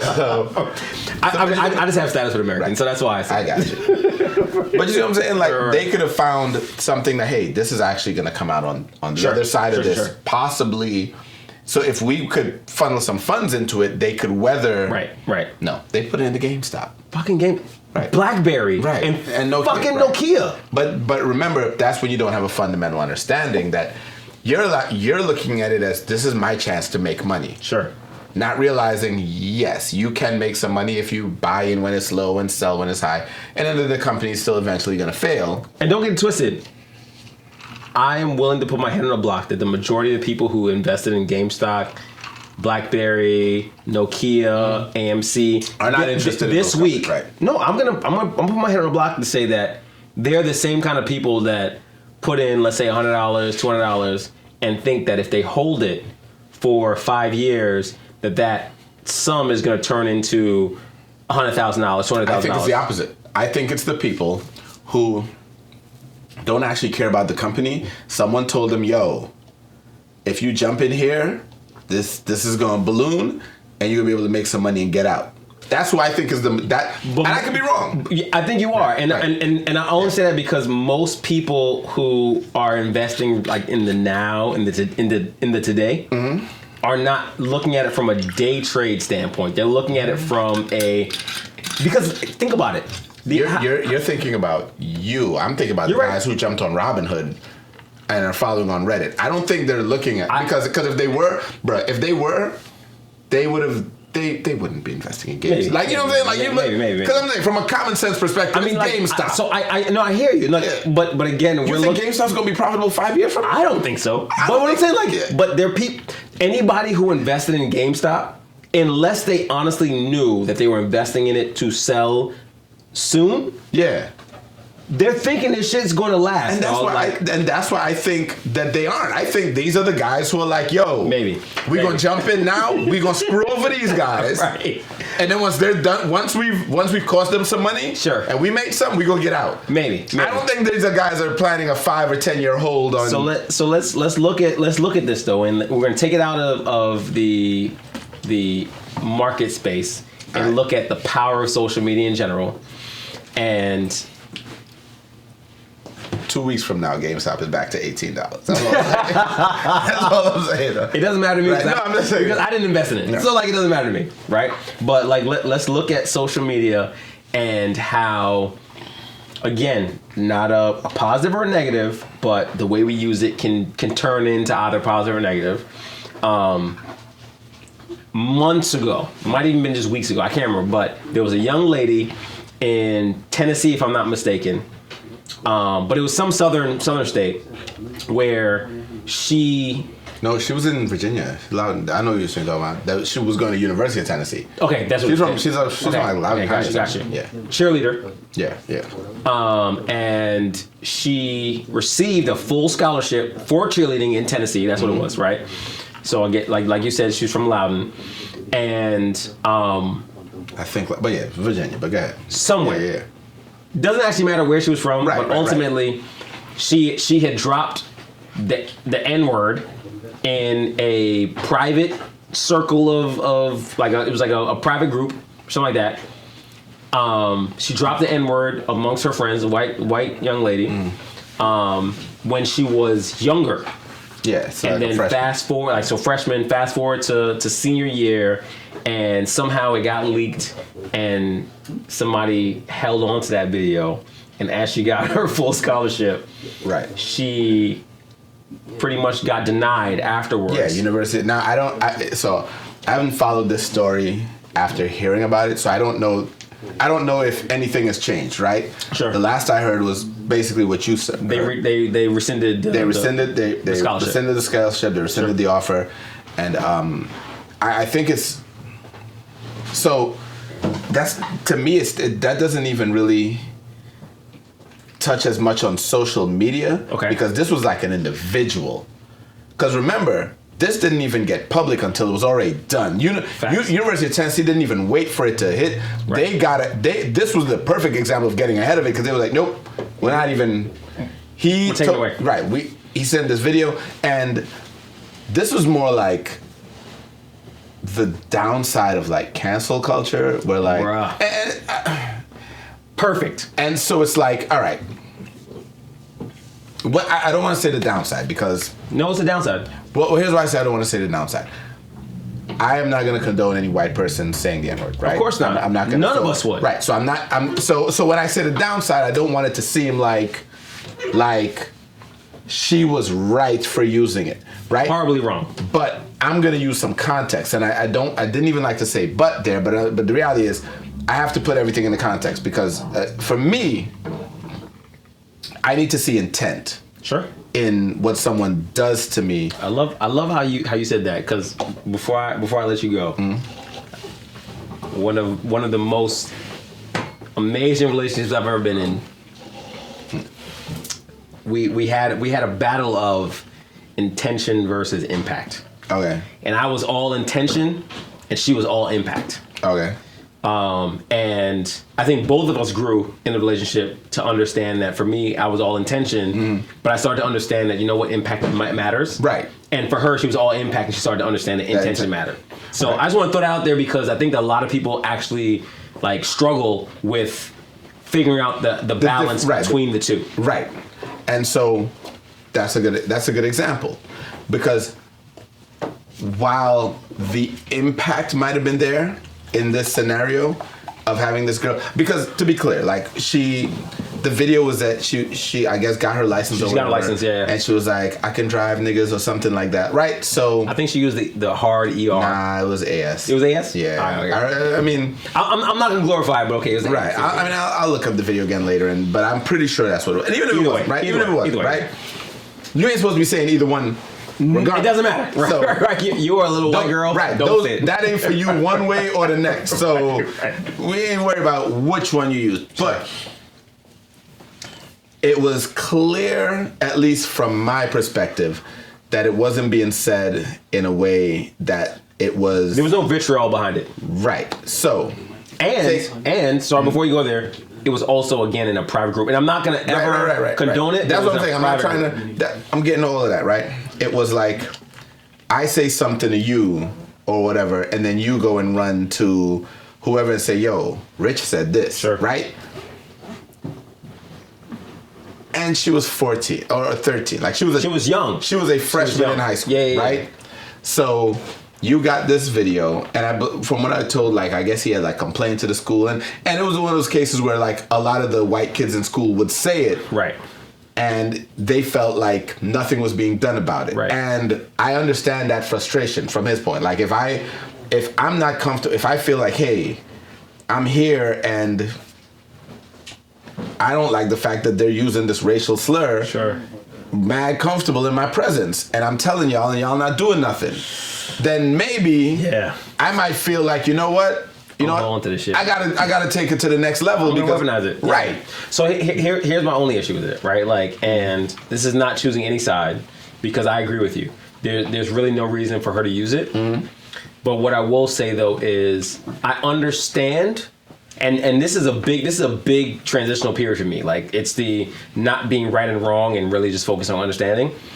I understand how, from a cultural aspect, that becomes a normal, right? Right. And I say that because, you know, the music that they listen to is our music, right? Right. Hands down, it's our music. Yeah. And worse yet, we're not buying it. We're getting it free somewhere. They're buying it, right? And so they're bankrolling a lot of these artists that are performing and using the words, whatever. And again, it's not to justify it. Yeah, I'll take it a step further, right? Remember Twisted Tea dude? Yep. Right. I don't know him, ain't follow, but the way his level of comfort, dog. Whoever he hangs around, whatever black dudes he hangs around was. But you can even hear it in his vernacular. Right. He was black, but with no melanin. Right. Like that's what it was. Like, or he thought he was anyway. Well, like you know what I mean? Exactly. Yeah, Some folks gave him. They gave him a pass. Gave him a pass and let him get comfortable, and it cost him later. They didn't let him know that you get a pass when you're with us, and really when you're outside. You don't even get like. We are giving you a pass, but that's what I'm saying. I can't say that another dude might come around here and give you the same. But that's pass. Precisely the point I'm making. Like, and so with us, you got a pass. And for the record, nobody gets that pass with me. But no, I 100% agree. Yeah, I don't have one white friend, and I have a lot of white friends. I don't have one white friend who I've ever said, "You can call me nigga." Fuck that. Lost your whole mind, dog. I wish you would. and I'll even throw this out here. I had never been called a nigga ever until high school. Okay. Right? Yeah. From a white person. Yeah. Clear, right? Yeah. Like until high school. Yeah.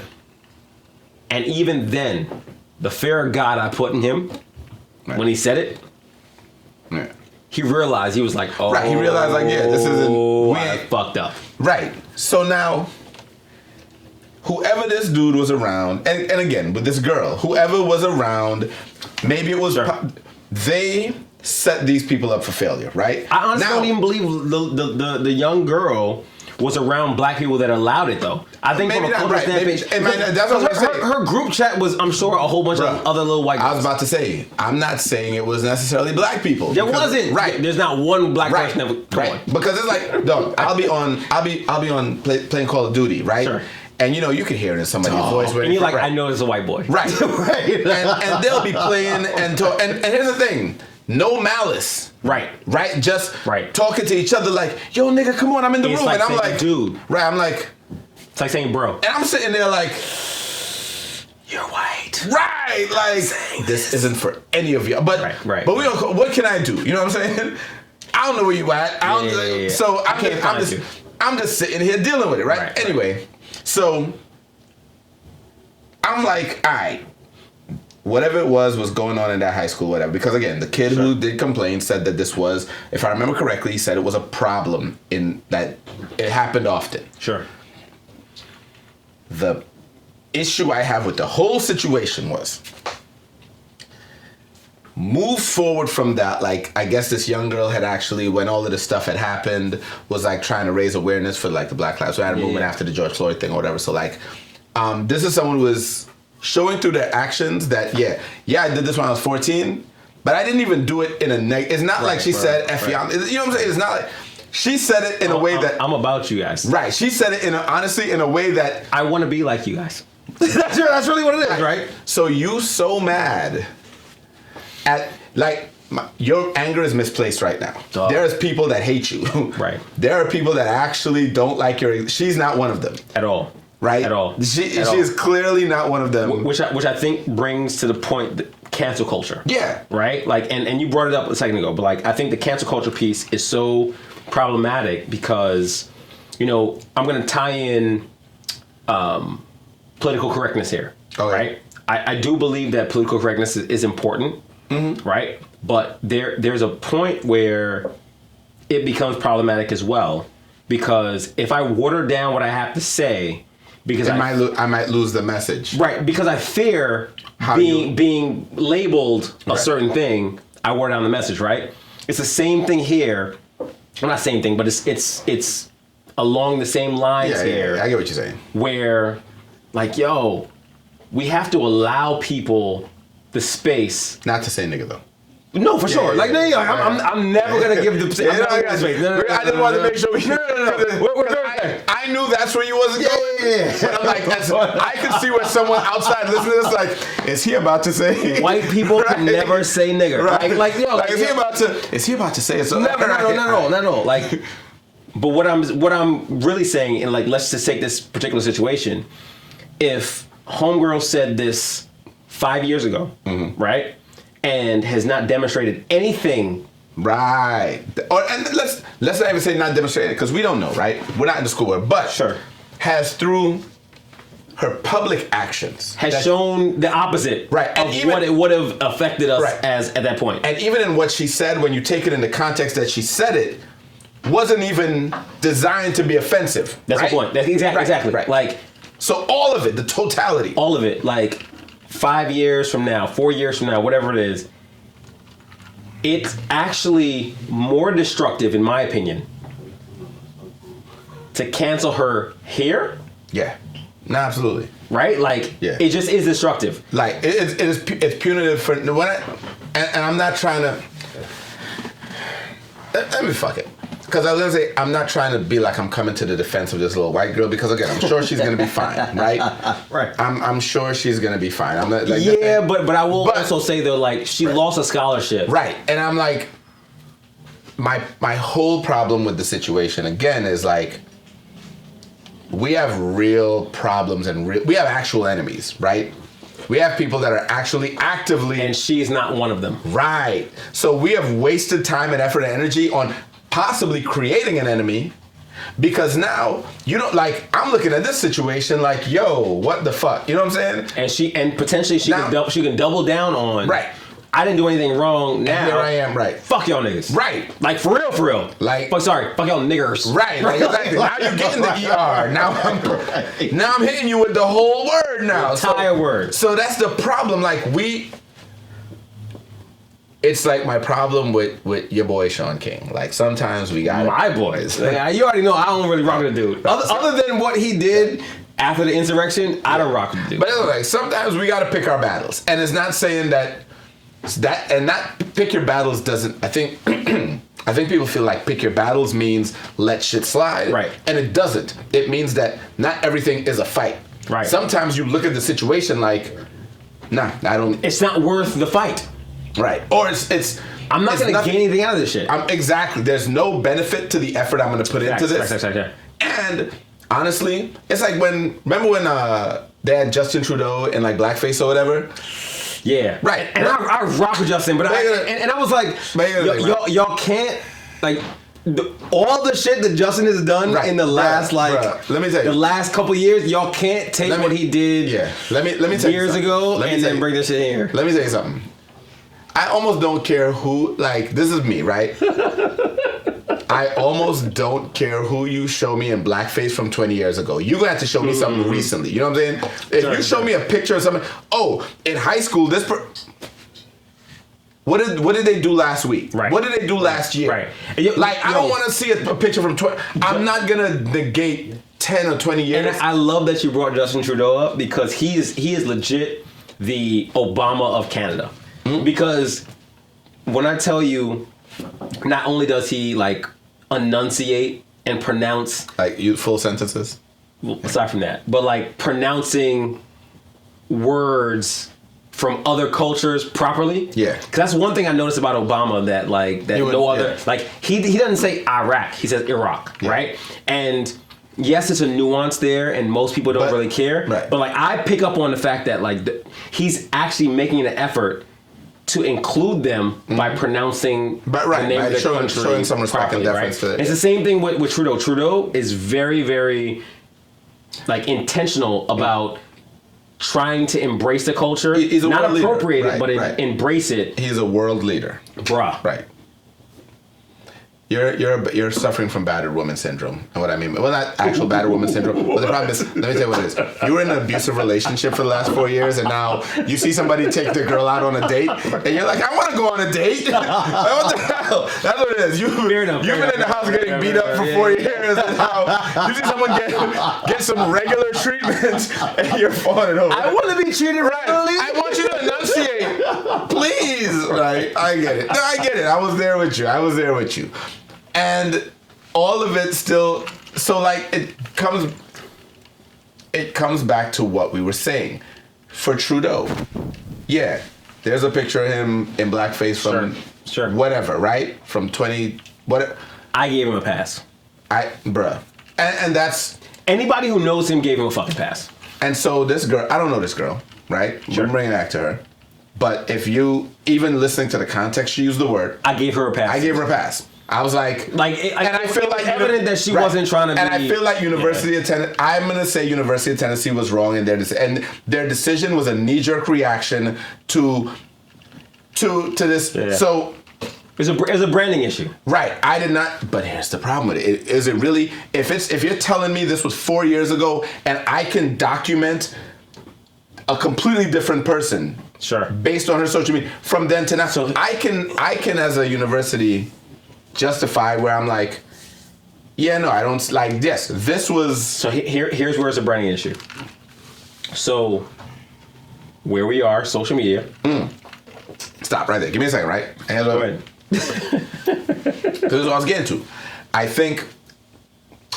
you remember after the riots, after the George Floyd thing, right? Sure. Everybody went so far to like...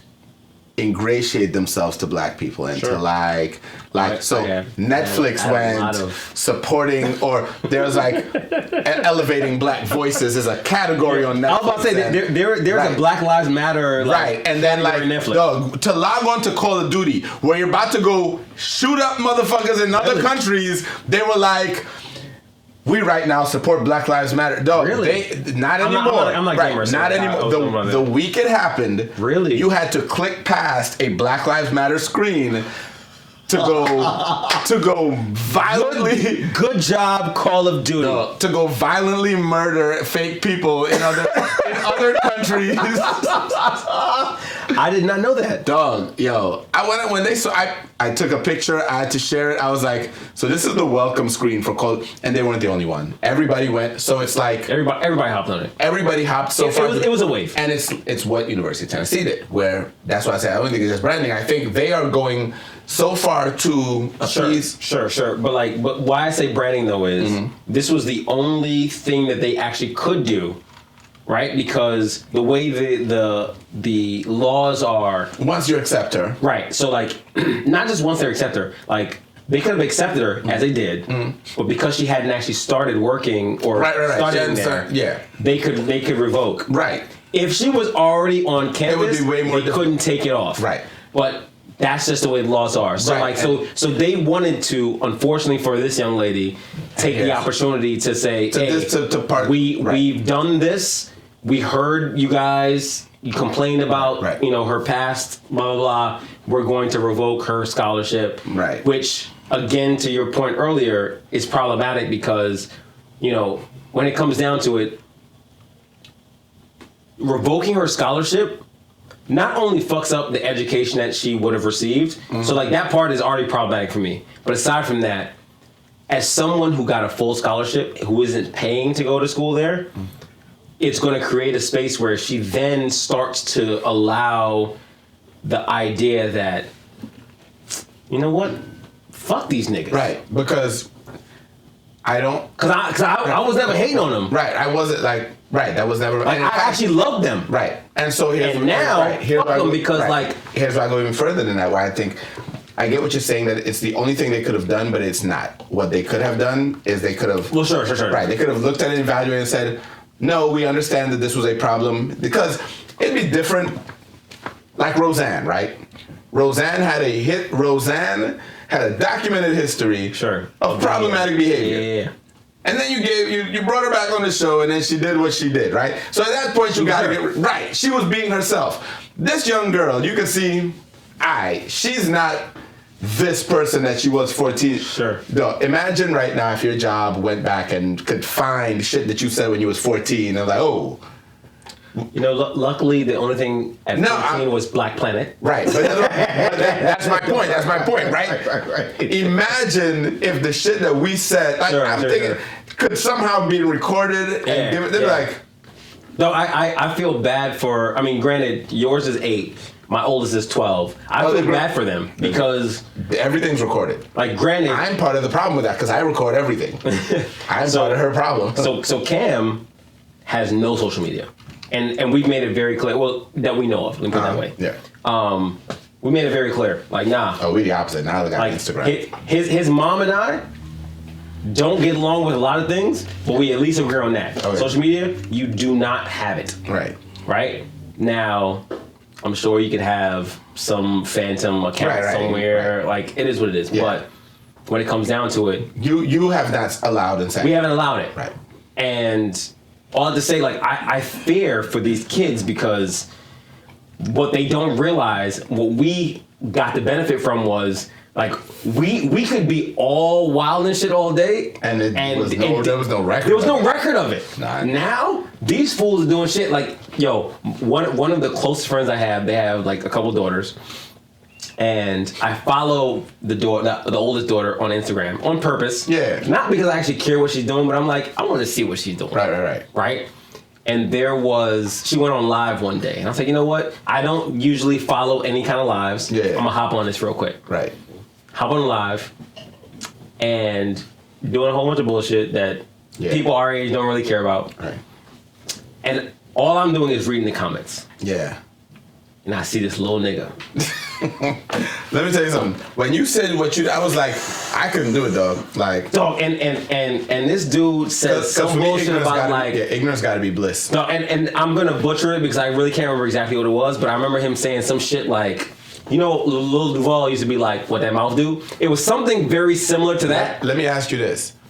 Did you talk about this with the parents, or are they finding out now that they're watching the video? As soon as that shit was done, I was like, we're in a group chat. I was like, so here's the issue, and I was like, yo, I didn't want to embarrass her. Yeah. And both of them were like, you should have. And I was like, yeah, but that's your responsibility. That's not my responsibility. It's not my child. Right. But I fear for these kids now. And so I say Nyla has an Instagram, but it's run by me. Like, she doesn't have access to it. Oh, okay, okay. I get it. Purely to highlight her gymnastics, Gymnast Nyla 214 on Instagram. So it is clearly like, when I go to her meets, I take pictures.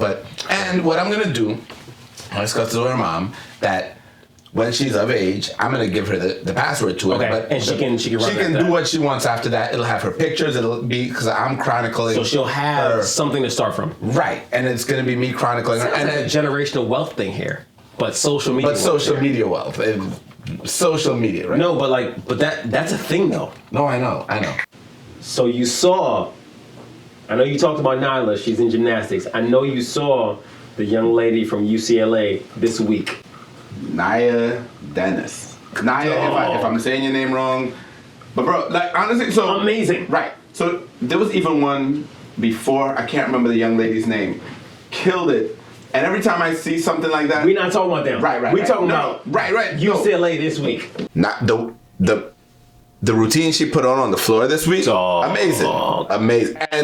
And what was amazing about it too?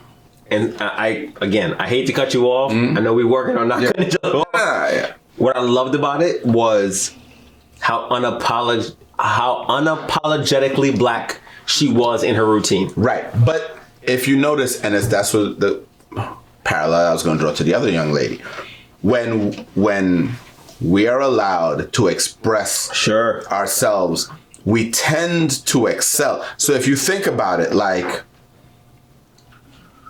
some of the most decorated or most recognized gymnasts end up being the young black females. Of course. Almost it's like because they have to do more to get the record. But then when they do, they exceed the standard to such a level by far that it's like Simone Biles. Simone Biles. Right. You know what I'm saying? Yeah. So like every time I see something like that, I always send it to my kid's mom. And again, it's not even to put pressure on her. It is to say, hey, look, this is what we can do, right? So and if you don't, I get it, but this is the standard we're looking at, right? So here's the thing I'll say about this, without going too far into any sport, right? Mm-hmm. Like I truly believe that when it comes to, and I have to lightly say this because I know that it's going to be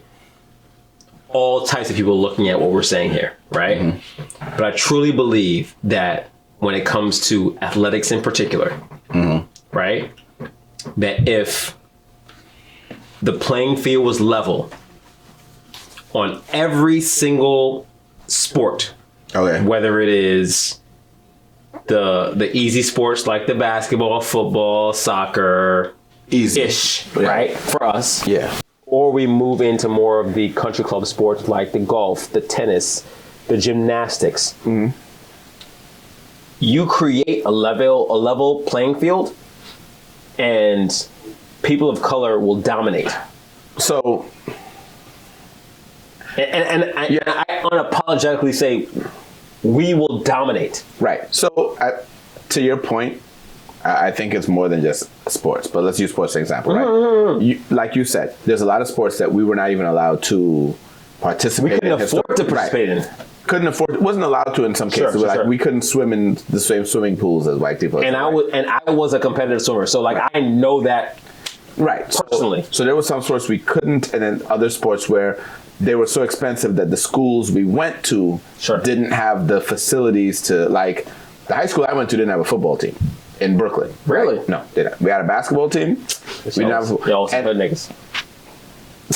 didn't have football team money. You know what I'm saying? Like, cause that's expensive. It's expensive. Right. Sure. So we, and you think about like the NFL, 70, 80%, 70% black athletes. Sure. Right? But the sport is so expensive that it sometimes excludes certain people. So I agree with you, but I take it a step further. Okay. And this isn't even just on natural ability. This is on having to have had to struggle. Like, we have had to work harder in every field to be on level playing field. Right. So we have a history of being told by our parents, look, like you have to do this and you have to do that. You have to work twice as much to be. So now imagine if everyone who's had that work twice as hard mentality, and again, not all of us have had that mentality. So I'm not pretending like we're all there. Mm-hmm. But those of us that have had that work twice as hard mentality were now given an equal starting position, Sure. we would absolutely dominate because we've already got the mindset of having to work harder. So now you take it to the athletics and the sports. For a lot of people, sports was an escape from what they were doing. So they worked harder because it was like, look, I need to get out of this situation I'm in, right? And I love how you position that, because it's actually not even about race at all. It is, I won't say solely, but it is primarily about not having the access to it. Right. So we realize that we have to work that much harder. Exactly. Right? Like, exactly. I don't believe that any ethnicity is more superior to any other ethnicity, like, naturally. I think that what happens is entitlement is a thing, right? Like, absolutely. If you are given a space where you have the access to all of the tools to progress. We will never know if a young black kid could be the best hockey player because it's just. But we do though. But this is what I'm saying. But we do though, right? Because and I love that you use I love that you use hockey though, right? Like, I'm not going to give names, but if you look at when we were younger, the number of hockey players, ice hockey in particular, that were like even in the league, were very low compared to now. The number is a lot higher, and I think a lot of it has to do with access. Okay. Right. Yeah, because I'm like, I didn't even realize. Dog, like the number of people of color that play hockey. Like, I mean, I've heard that more. But no, the number of people who play hockey as people of color, exponentially larger than when we were growing up. So all it does is show when the access to it is there. Right. And we can excel. We have the ability to get into any field. Right. And so to use that example, another sport that's a little bit on the pricey side to get into because, between pads and skates and all that other stuff, and access to a skating rink, like, we don't always have that. So we didn't always have the exposure to it as a recreation. Because basketball, and it's one of the things with basketball. It's easy. All you need is a ball. And not only that, like, you have counties and cities that create the spaces for you to play. But here's the thing. All you need is a ball. Like, if you get a ball, we as kids put up milk crates, took bicycles. Yeah, but you still have to shoot. Right, but that's what I'm saying. On something. We played it from a very young age. Sure. So not everyone got great at it, but the ones who were great were exposed to it early. Sure. I never set foot on an ice skating rink. You know what I'm saying? You see what I have. And crazy enough, right? Like, I remember the first time that I started skating. The very first time. Wasn't anything crazy. But you swam competitively. No, I swam competitively. Right. But, like, what I'm saying is, I used to roller skate because we all used to roller skate, right? Right. The first time I got to hop on an ice skating rink, I remember just going around the rink, and I saw this kid, and he had a Letterman jacket, right? But he had, like, ice skating, like, shoes or skates, whatever it was. But, like, it wasn't like the figure skating like shoes. It was the I play ice hockey shoes. I don't know the difference, but go ahead. Yeah. Either way, I remember skating and watching him as I was skating behind him. We were going around the rink. And I remember coming to my mom after that day, and I was like, "Yo, Mom, I want to play ice hockey." Right? Really? And don't get it twisted. I played soccer, so, like, ice hockey and soccer are very similar. Like, in a lot of ways. No, trust me, they're very, very similar. Right? And my mom, awesome as shit, she was like, "I'm gonna look into it." Okay. And started looking into it and realized that the cost of getting into it was going to be more than she could actually afford. Right. And she was like, "Babe, like, I want to do this for you, but we can't afford it." Right. Right. So to use that example, now take soccer. Right. Mm-hmm. Everybody growing up in the Caribbean played football. Right. What did we need? Sure. 2 big stones for small goal. Sure. And a ball. The ball didn't even all the time have to be a soccer ball. If you had a basketball, then nobody was going to... We didn't grow up in Africa. We play with balls. Right. That's what she said.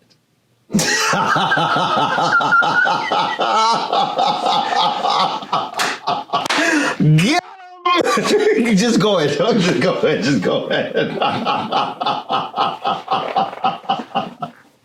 Go ahead. Oh, just go ahead. That wasn't we don't play with. I don't know what he do. I don't play with balls at all. Anyway, go ahead, sir. But like I was saying, all you needed was the ball, Sure, right? sure. And again, if you didn't have a soccer ball, if you got a ball you could kick, that was a football at the time, right? Yeah. Basketball. If you had a ball that could bounce, Right. and you could create, those are the sports that we would tend to excel in, Right. Because the access didn't require a lot of money to break into that market. For sure. The stuff that was a little bit more expensive, like we didn't have pools often, right? And we don't have access to ice hockey rinks. And we don't typically have, so we don't have access to it. right. But when you give us that access, we'll dominate. so now gymnastics, you're seeing a lot of our young ladies are excelling, and I want to shout out this young lady, and because again she went viral, but amazingly, right, she went viral, so that's why we're talking about her. And what I'll say is like so I'm not a gymnast, I'm not a gymnastics aficionado. Mm-hmm. But what I loved about it, right?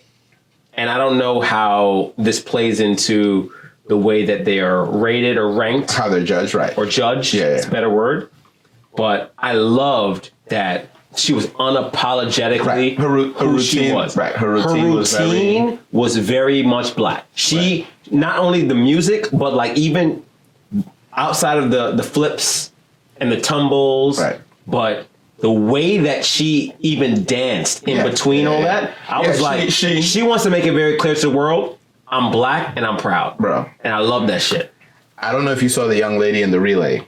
It's also very recent. It was a 400 relay, right? And she killed it. And not only did she kill it. And by the way, she's from here. I know. Because look, She's from the DMV. An old coworker of mine, his daughter went to school with her. So because when I posted a video, he was like, "Yo, she been like that." Like so. Anyway, but no, she is, and this is how we go. We can end on this one, right? Workhorse. She is the example of having to start from behind and make her way forward. She took that baton with a huge deficit, bruh, and just cruised. Like, no, I got this. All the confidence, yo, I wish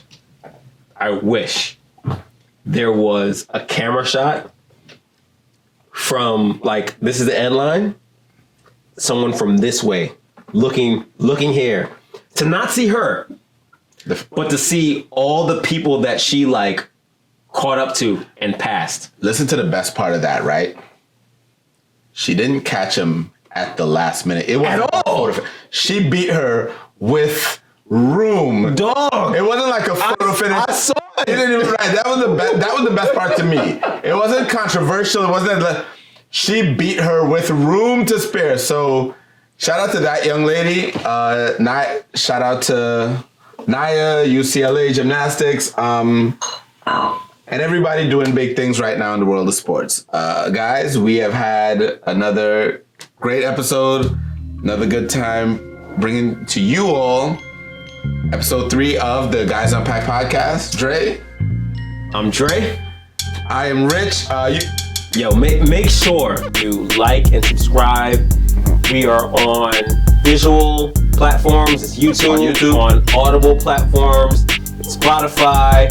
It's Apple Podcasts. It's Google Podcasts, and all the other podcast platforms. So, like Dre said, check us out. Like and subscribe. Follow us on all social media platforms. It's Guys Unpacked. I'm Rich. Social media is going to be I am Rich McLeod. I'm Dre. I got 2 platforms. We got DJ Hazard Music. That's most people. Reformed Fuckboy. That is my working on himself. I'm trying to do better. You know what I'm saying? I'm trying to do better. Reformed Fuckboy. If you see any room for improvement, like you said, throw it in the comments. Stuff that you want us to discuss, throw it in the comments, slide in the DMs, all of that stuff. But for now, we are out. This has been the Guys Unpacked, episode 3, and we will catch y'all next week. Thanks for tuning in.